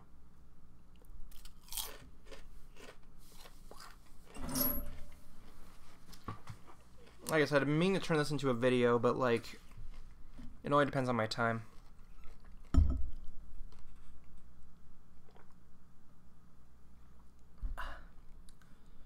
So, yeah, if you want to use this, Kevin Cass, just feel free to go ahead. Just don't, you know, if it's to make me look bad, just don't do that. That's all I ask. But yeah, in the immortal words of Pinkie Pie, that's how Equestria was made. Ugh.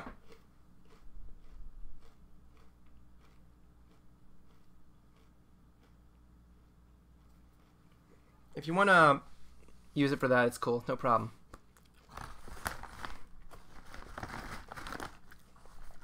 Of course, if you want me to re-record me reading that, I can. It depends on what you want to do. I just have to find time to do it.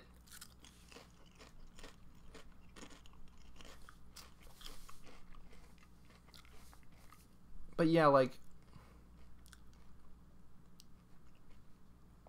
I said, I don't believe the Phantom is dying.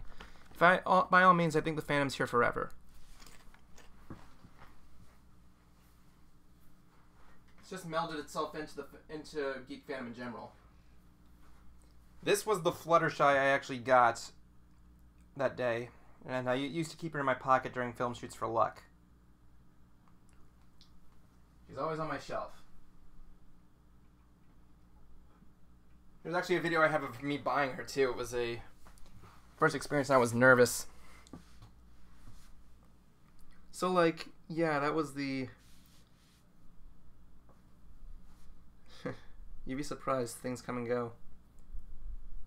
But you know, like, if you have a friend that you hate or anything like that, you should just not...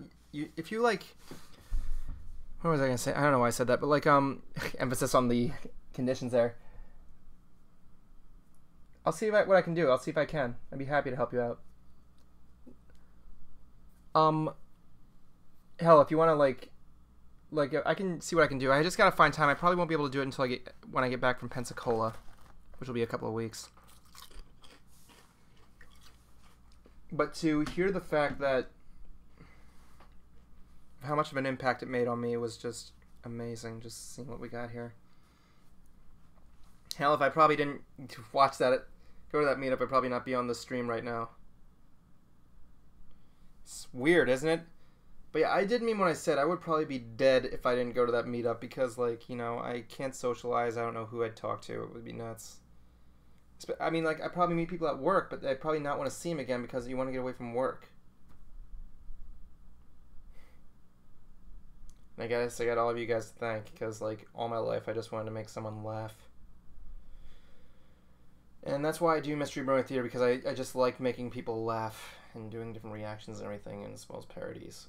And also, it's helped my editing very much. It's just been... Wow. I'm not trying to get short on you guys. God, my head is killing me. What am I going to do?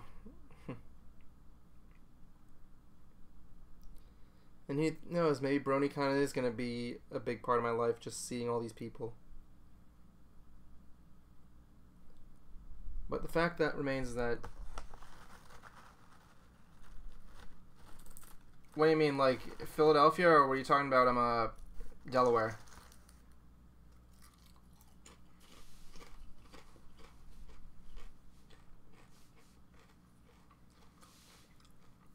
But like, yeah, it was a how do I describe it? I like telling the story. It's just one I just wanted to finally write down and do there. And like I said, I call that essay from hooves to from hands to hooves.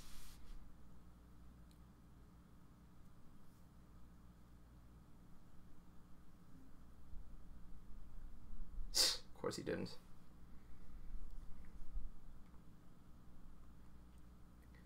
Well, anyway, thanks for all listening to the essay. I'm going to be ending this broadcast a little early today. I'm going to be moving straight on to Driftwood. So if you guys want to stay and listen to me read an annoying web online, Oh, I do live in Florida. Yeah, Kevin Kess, I do live in Florida. I actually live in the Central Florida area. Sorry, I thought you were talking about Delaware or something. I don't live in Delaware. This isn't Delaware. Does this look like a Delaware house? Does it? If so, what the hell's wrong with you? Anyway, like, yeah, it's just one of those things that's just out there, you know. So anyway, I'm going to be moving on to Driftwood tonight. I want to thank you guys very much for actually listening to the essay. It means a lot to me. You all mean a lot to me.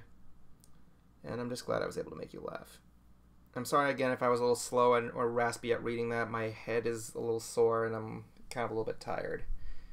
But yeah, you guys, thanks for listening, and have a good night. Stay tuned for the reading of Driftwood. Good night.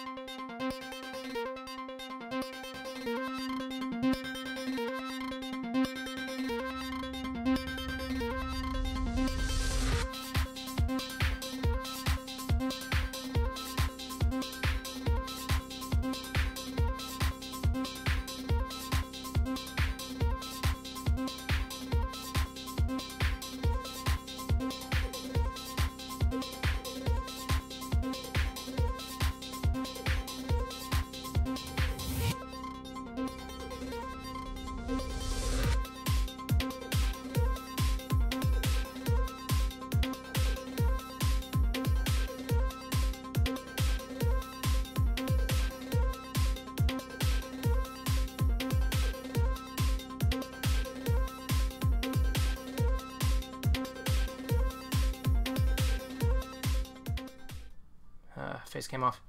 Hello and welcome back to Driftwood, aka My Pain in a Book. Okay, so if you guys weren't here last time, if you remember, friggin' Matt kissed me. I don't know why, because and I freaked out. If you don't believe me, look at the last episode. Why not? Let's return to my nightmare. Whoop. Oh, wait, what the fuck? I began here. Yes, I want to go. The sound of birds chirping outside is enough to stir me from my sleep. My TV flickers open as my mind instinctively calculates the time of day based on the intensity of light in my room. It's late, I can tell that much. I reach down and grab my phone to check the exact time, and to my relief, it's only 11 in the morning. I think it's because it's like break or something, I don't remember. It would have been ashamed if I hadn't wasted half my Saturday sleeping, but I'm still ahead of the time. On time, so I slip out of bed and take a quick shower, followed by prepping myself for the day. I immediately pulled every single pube from my crotch. Downstairs, I find that my dorm is filled with mostly unfamiliar students, faces and other grades from homerooms. They don't pay attention, they don't pay any mind. Good, because I have no idea what other voices I can do at this point. Eventually, I spot a skin tone I recognize, even if I don't want to think of it like that. It's hard not to. He turns as I approach and offers a nod of greeting. Who the fuck is this? Oh, it's Jay! Fucking Jay. What did I give him that name? Oh yeah, I gave him freaking. Where's my pen? I need to write down these names.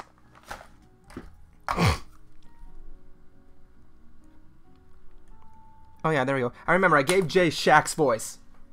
Hey, what's good? He's not wearing his school uniform. Instead, he's wearing something, I don't know, freaking. I don't know.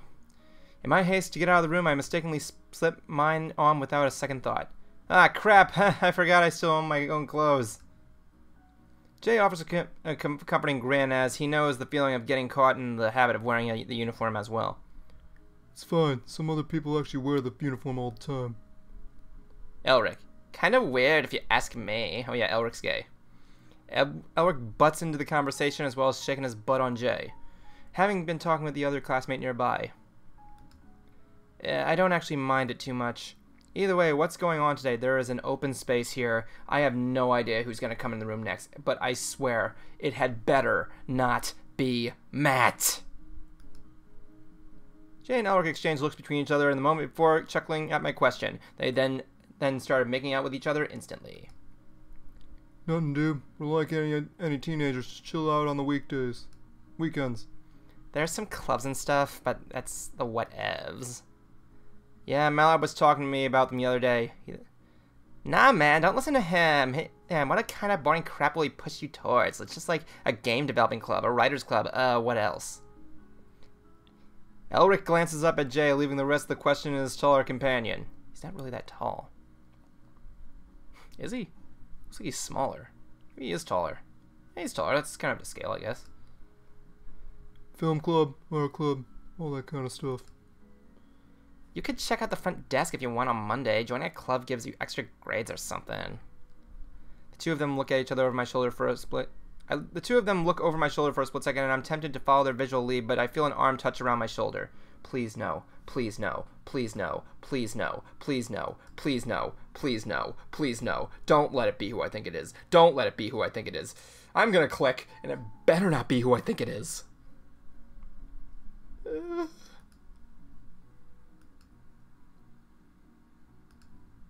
Fuck! I really hate everything right now. I really, really do. I don't want to talk to about this guy again.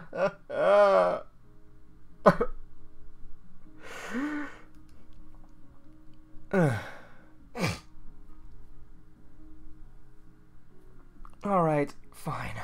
You could join a club of the dark arts and magic. I quickly gave Matt a little shove, not wanting him anywhere near me after yesterday's incident. Yeah, if you don't remember in the last episode, you can watch it. He kisses me. I don't think I want to join your Harry Potter club. Thanks, Matt. But Marcus, you're the wizard. He nearly finishes his sentence screaming. And if you're wondering what the hell is happening, End of Game Squad, It's you have to watch the other episodes. I'm playing a game called Driftwood, where it's this terrible online visual novel, and the guy in the white is freaking annoying. He's stupid, and he tries to do all these like up to beat phrases. You can watch the other episodes on the other streams. It always ends the night. As much as I love being passive dealing with Matt, it's like dealing with a 5-year-old who is incapable of adult conversation. There! See? It friggin' answered the question. You want to know why I hate this guy? It's right there. Right there. I'm going to take a screenshot of this. There it is. Matt in a nutshell. There you go. Like that? Nice. Shut up! That's all I want him to do. Again, this is reading me. Fine, don't join. We wanted you. We didn't want you anyways. Matt lets out a disappointed huff and ventures back in defeat to what he was doing. Oh, thank God, he's gone. Is that how I get rid of him? Is that all I had to do to get rid of him? Is that it? Ugh. Idiot. American J sure looks, struggling off Matt's oddity and returned to the realm of the adult conversation once again. Looks like they're deducing whether or not who's gonna kiss first. He's wondering, I wonder what he wears at night. He's wondering, what should I have for dinner tonight? It's like, what should I have for dinner tonight? Give me some voice.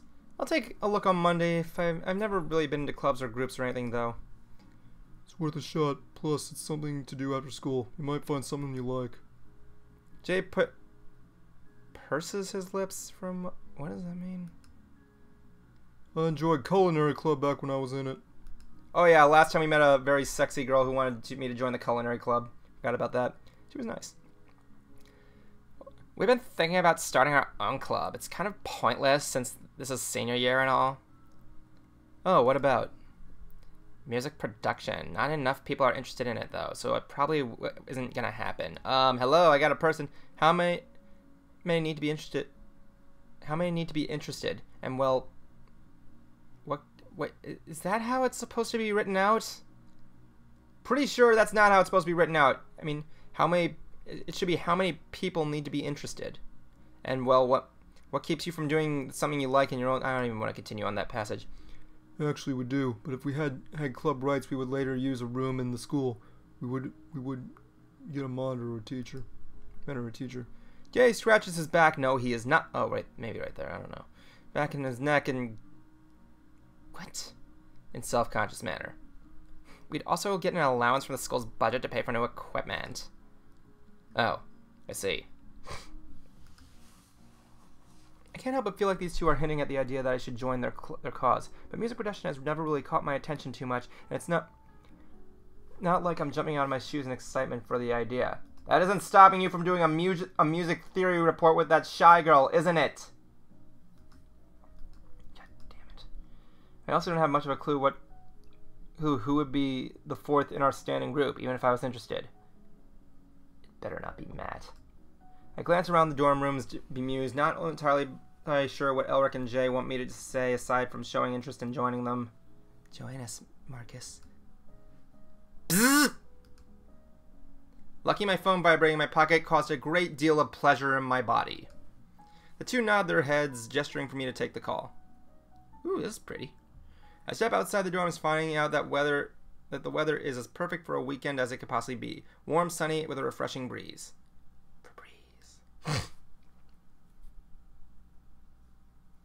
Excuse me. Eating too. Oh. Phone vibrates when I open it and press it to my ear. Hello? What? Oh crap, I need Higgins for this one.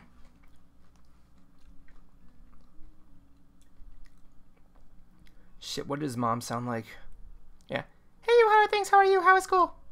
She rambles on for a few minutes before taking a deep breath and going silent, finally letting me answer her questions. It was then I realized the reason she went silent was because she died. They're good, I'm good, it's good. Marcus, I know you're talkative, but try to contain yourself. It's only been 5 days. She laughs at her own joke for a moment. Oh my god, it's only been 5 days. How long does this game go on for?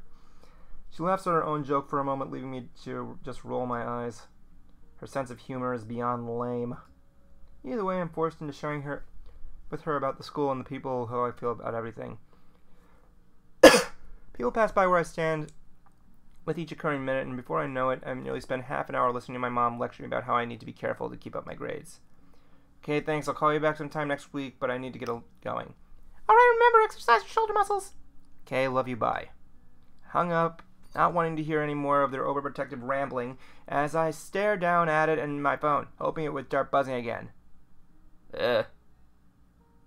Oh yeah, who's this girl? Look at the phone doesn't beckon, and I glance at my hand across the garden. My view is blocked.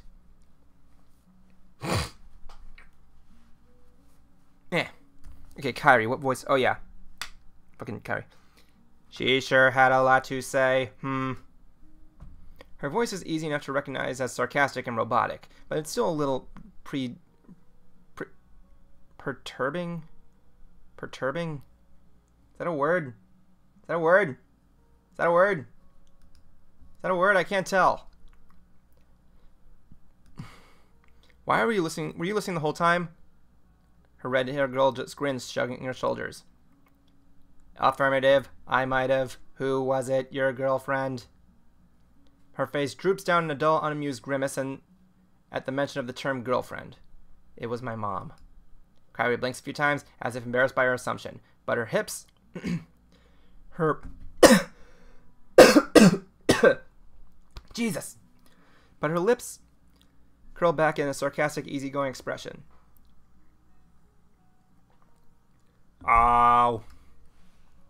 What's the difference? Girlfriends are like moms you can have sex with.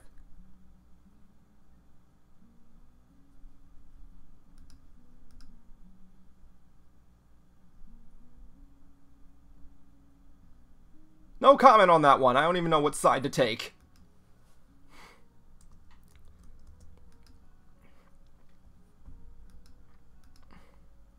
I can tell it's a joke, but I'm tempted to name all differences between the two that make Kyrie's strange joke backfire. Heh, real funny, but anyways, you miss her. My mom? Yeah. The question would strike me as a little strange. I just got off the phone with her. Why would I miss her? Not really. Are you close with your parents? I guess. Same with mine.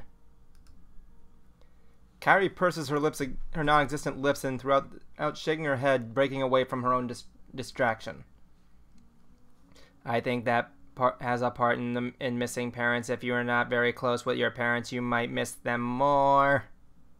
So the more you know your parents, the more you trust them, and so more you trust them, the less you miss them. Interesting concept. Kyrie nods her head, reaching up to fix her robotic glasses.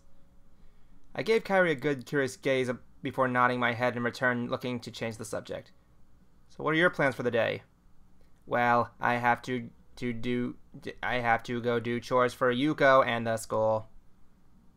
Kyrie's expression turns sour, disgusted by the idea of wasting her weekend in a productive member of society. Isn't this in Japan? This isn't in Japan, because I know kids have to clean the things in Japan. What do you have to do exactly? I have to help move stuff from the basement of the school and up the parking lot. That sounds fun. Oh my god, my character is as boring as a stick.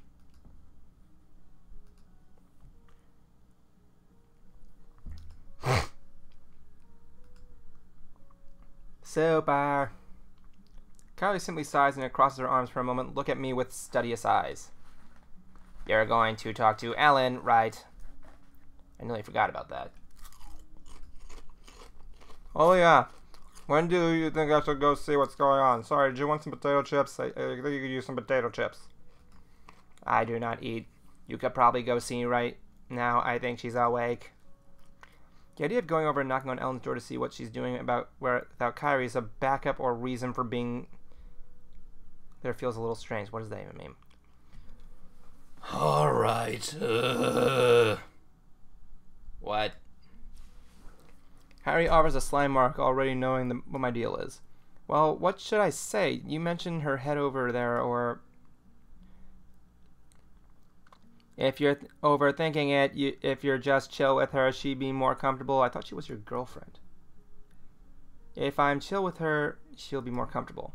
Easier said than done. I kind of feel like Ellen might be this time bomb who's just waiting for someone to say something wrong. It's called a troll. And then boom! She goes into a psychotic killing frenzy or something. Make the whole game a lot more interesting, that's what I say. Let me just adjust the mic, okay?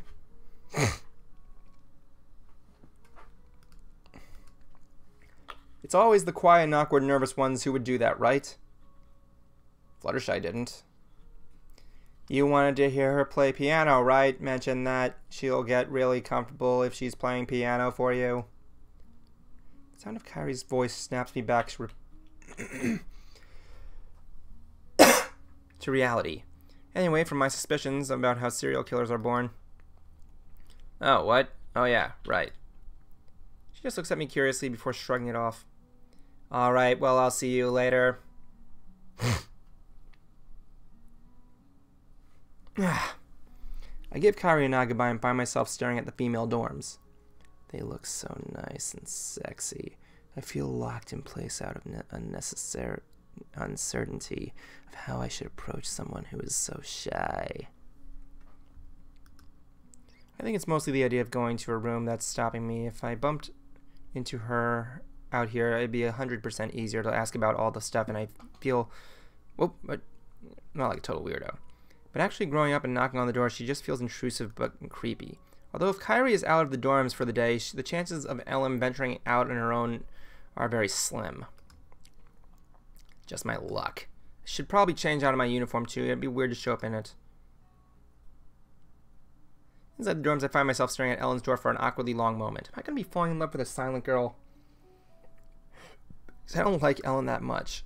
I'm not sure what the hell to say as an opening that doesn't seem to make a total me. I'm not sure what the hell to say as an opening that doesn't make me seem like a total delinquent, but the paper isn't going to finish itself. I give a door a firm knock and wait.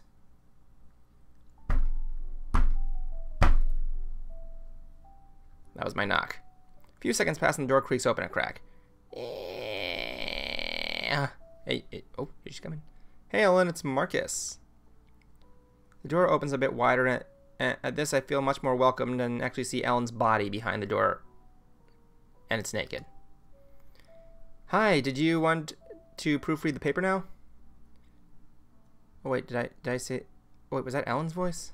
I'm sorry. Hi, did you want to proofread the paper now? Yeah, sure, I'll give it a read. It's due Monday, right?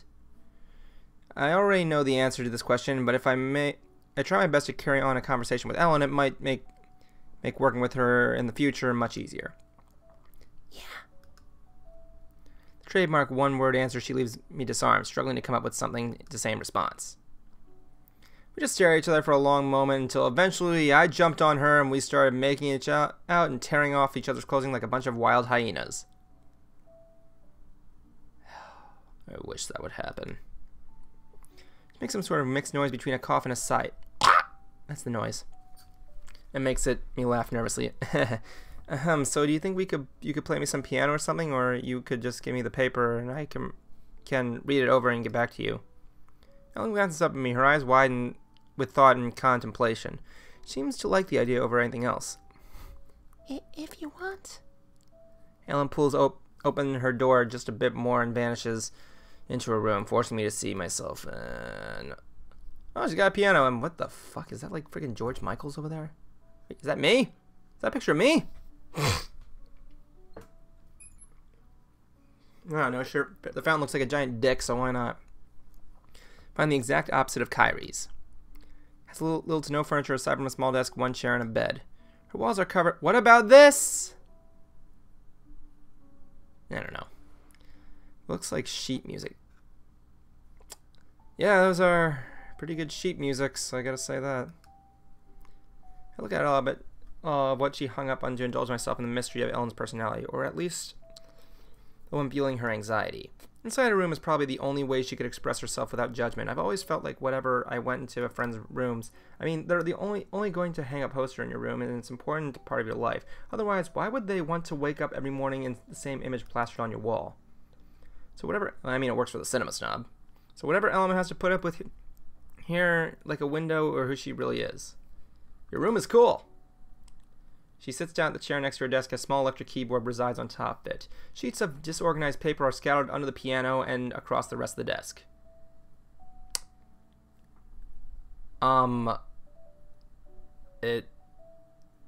Where's the paper? What do you expect? I mean, she's sleeping with using a slab of concrete as a pillow. Why would she? Thanks. I close the door knowing Ellen would probably prefers the privacy and take a seat at the side of her bed. After a few seconds of Ellen hastily getting her things situated and organized on her desk, she hands me a copy of the paper. Her arm is shaking and jittering as if there was a gun pointed to her head. Okay, I'll admit that was actually a pretty funny metaphor. I feel kind of bad for her. It's tempting to see that she can calm down just to make her aware I know that she was uncomfortable. But that could probably just make it worse and make her more self-conscious. I take the paper from her and with a gentle swipe begin to read over the title. Any suggestions? Oh wait, that's her. Sorry, what am I doing? Any, suggestions? For the paper? No, for my friggin' lunch, you idiot!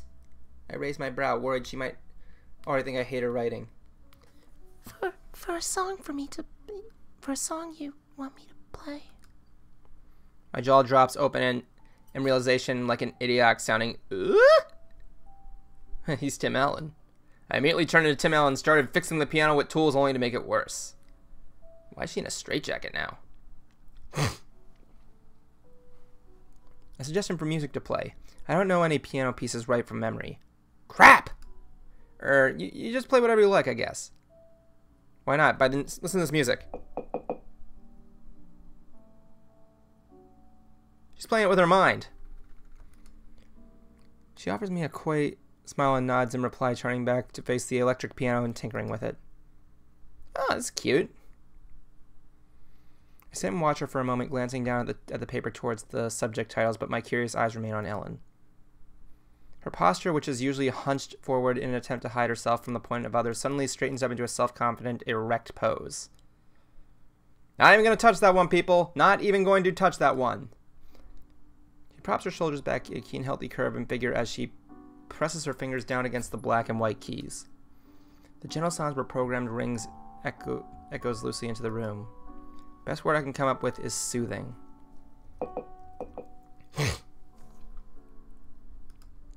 In a way, it's almost like I'm looking at a completely different person. It's actually not bad, I'm going to be honest. Here, can I get your autograph? After a moment of watching Ellen play, I begin to skim through the sentences and paragraphs of the paper. It's like I obtained an item in Zelda. Da-da-da-da! How am I even holding this? Look at my fingers. How do you hold something like that? Can you do that? Hold on. How do you even do that? I want to try this. I don't know.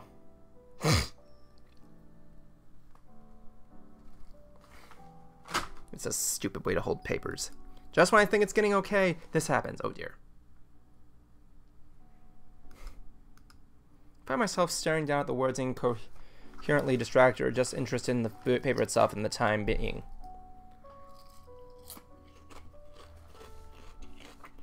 It takes a little while, but my ears tune in to block out the rest of the world. My mind goes blank and I just listen. I listen to each soft ping and vibration of each keystroke, which leaves me in as how skilled and passionate Ellen really is. She chewing bubblegum?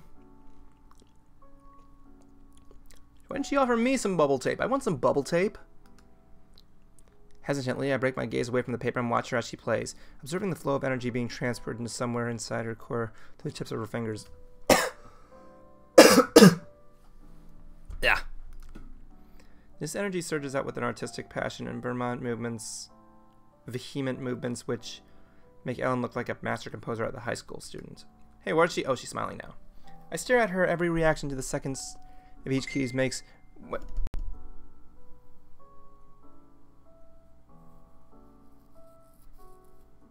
Cool. I I stare at her, watching every reaction to the sound of each piano key makes her when she strikes up, so I can spot the slightest pressured smile reading on her lips. She holds herself loosely, unlike her guarded posture where she's prepared to bolt away or hide inside her shell if someone was to approach her. Really anxious on showing her this paper. Paper! Do you know what paper is, Skellen? Too preoccupied in doing something she cares about. Even the song itself is simple. It leaves me astonished that someone can be so passionate about something, and how beautiful the outcome can be. I never really loved anything out of the ordinary. I mean, I've always played video games and listened to music and stuff, but I didn't really have done anything artistic since I started high school. Thinking back, my life has been unbearably boring aside the event of occurring this spring. You mean where I was shot by the Mexican samurai guys? I never had too many interesting friends, I've never been out partying, and I've never had a real girlfriend. Going to be completely honest here, people, no jokes aside. That was my life. I am Marcus.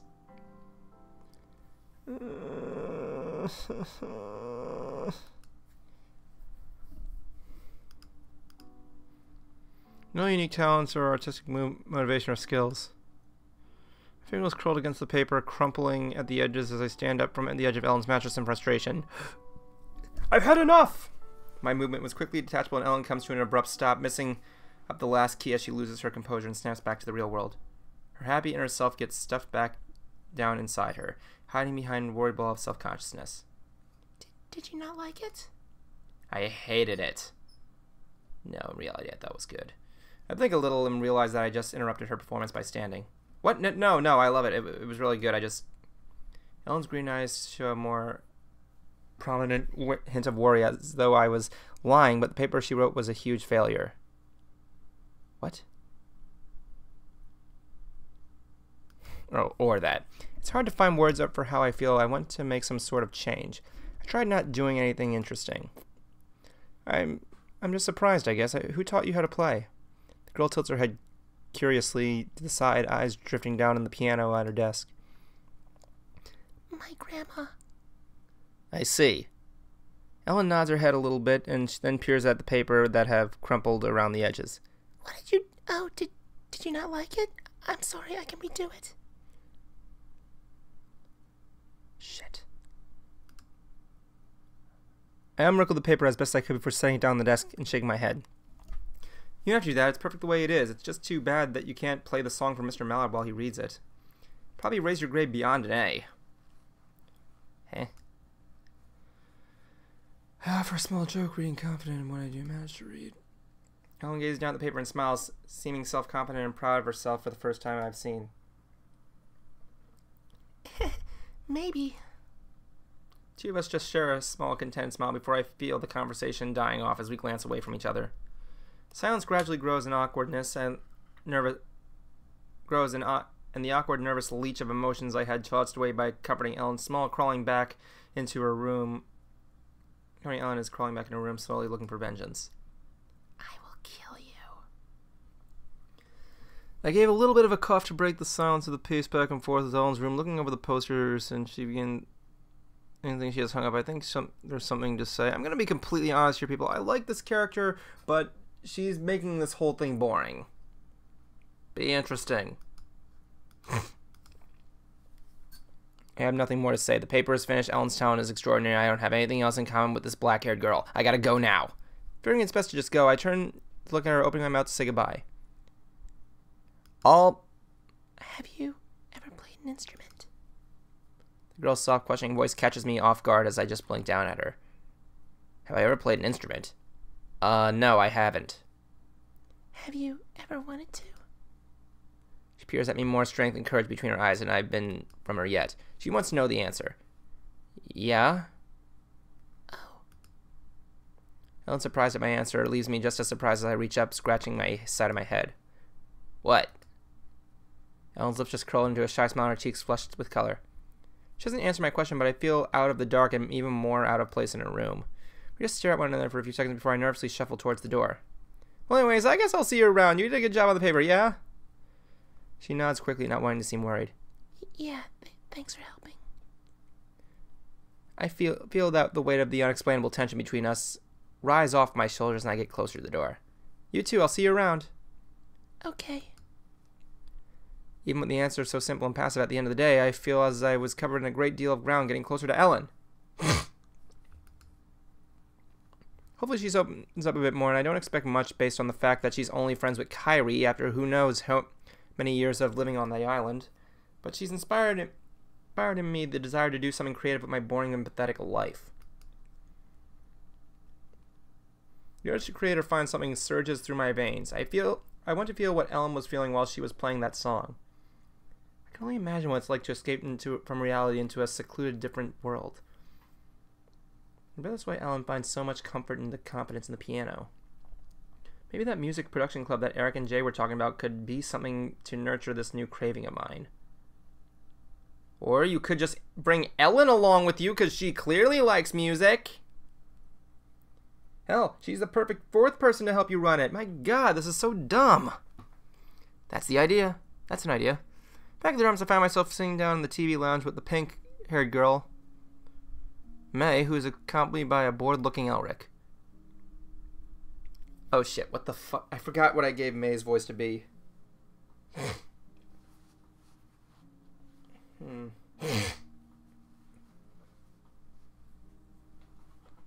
Okay, I should give her something good. Let me see, May. I'm gonna give her a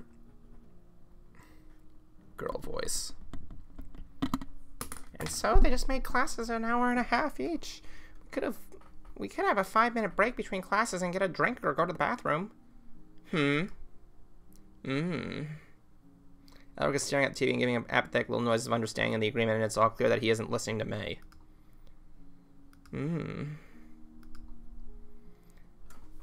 That way we wouldn't be able to complain about us having to leave for class, and too, because we had the chance the hallway through.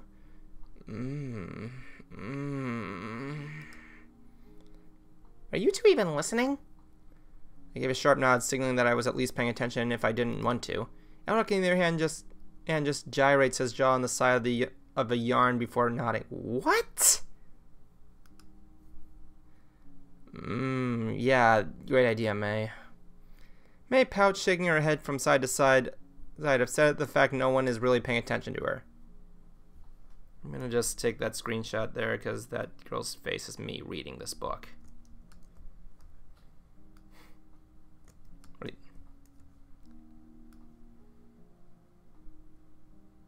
There we go. I agree with her to extend the classes are laid back. I pretty much walk out the door for 10 minutes and the teacher wouldn't question you unless you had a lot of noise coming back in. Maybe you could talk to Elizabeth or something. Elizabeth hates me. I can't imagine why. Oh, well, it might not work then. Yeah.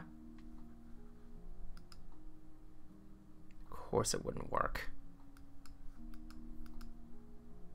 May scoffs a bit and looking between Elric and myself before standing up and marching out of the room with fluffy air. Were you actually listening to her? Unfortunately, I couldn't block her out. He flashes at Graham. We share a bit of a snicker. A good deal of freshmen have a hard time dealing with the long class times because they all have ADHD. All of them? Yeah, all of them.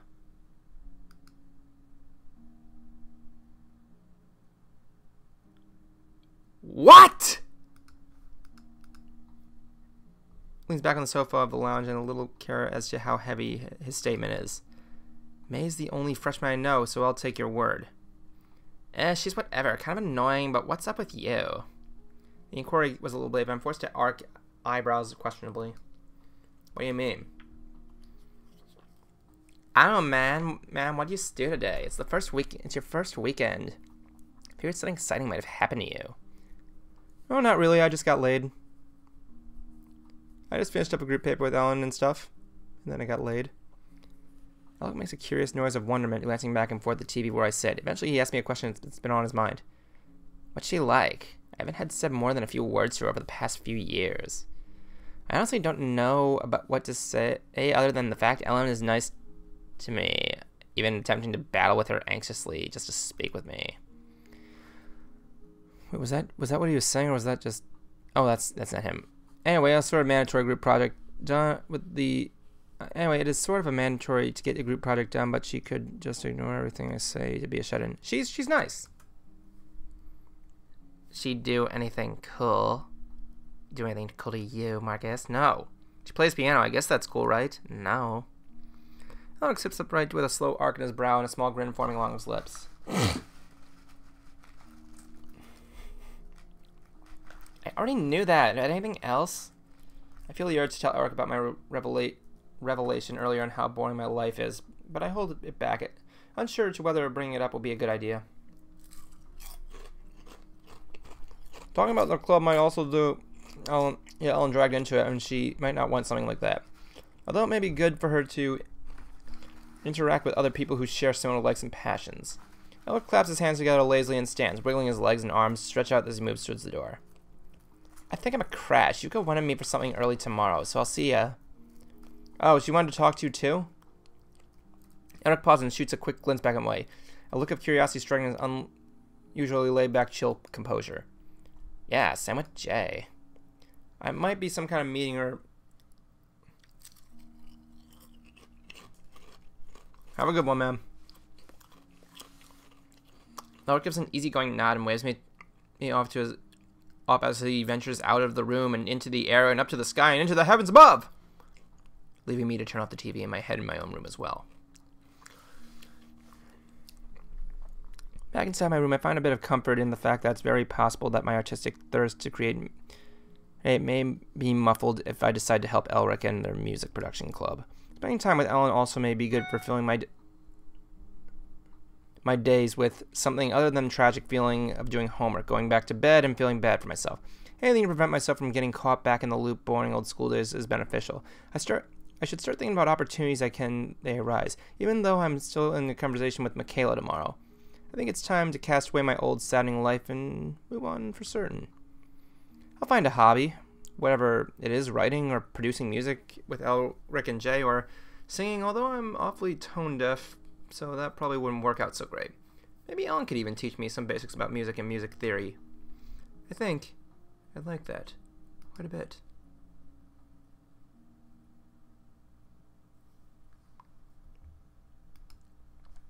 I think that'll do it today. Next time it'll be a thump thump thump. Who's going to be thumping? I hope it's not Matt. Well, ladies and gentlemen, thank you for joining us on the stream tonight. Apologize if I was a little tired today. I don't know what's wrong with me. Next weekend, I will not be reading Driftwood. I will be at Pensacola. So I'll be doing a live broadcast from Pensacola Comic Con, and hopefully Bruce Carr will be joining me. I'll be doing it online, and it'll be a good time. So with that said, ladies and gentlemen, thank you for joining us tonight. Sleep well.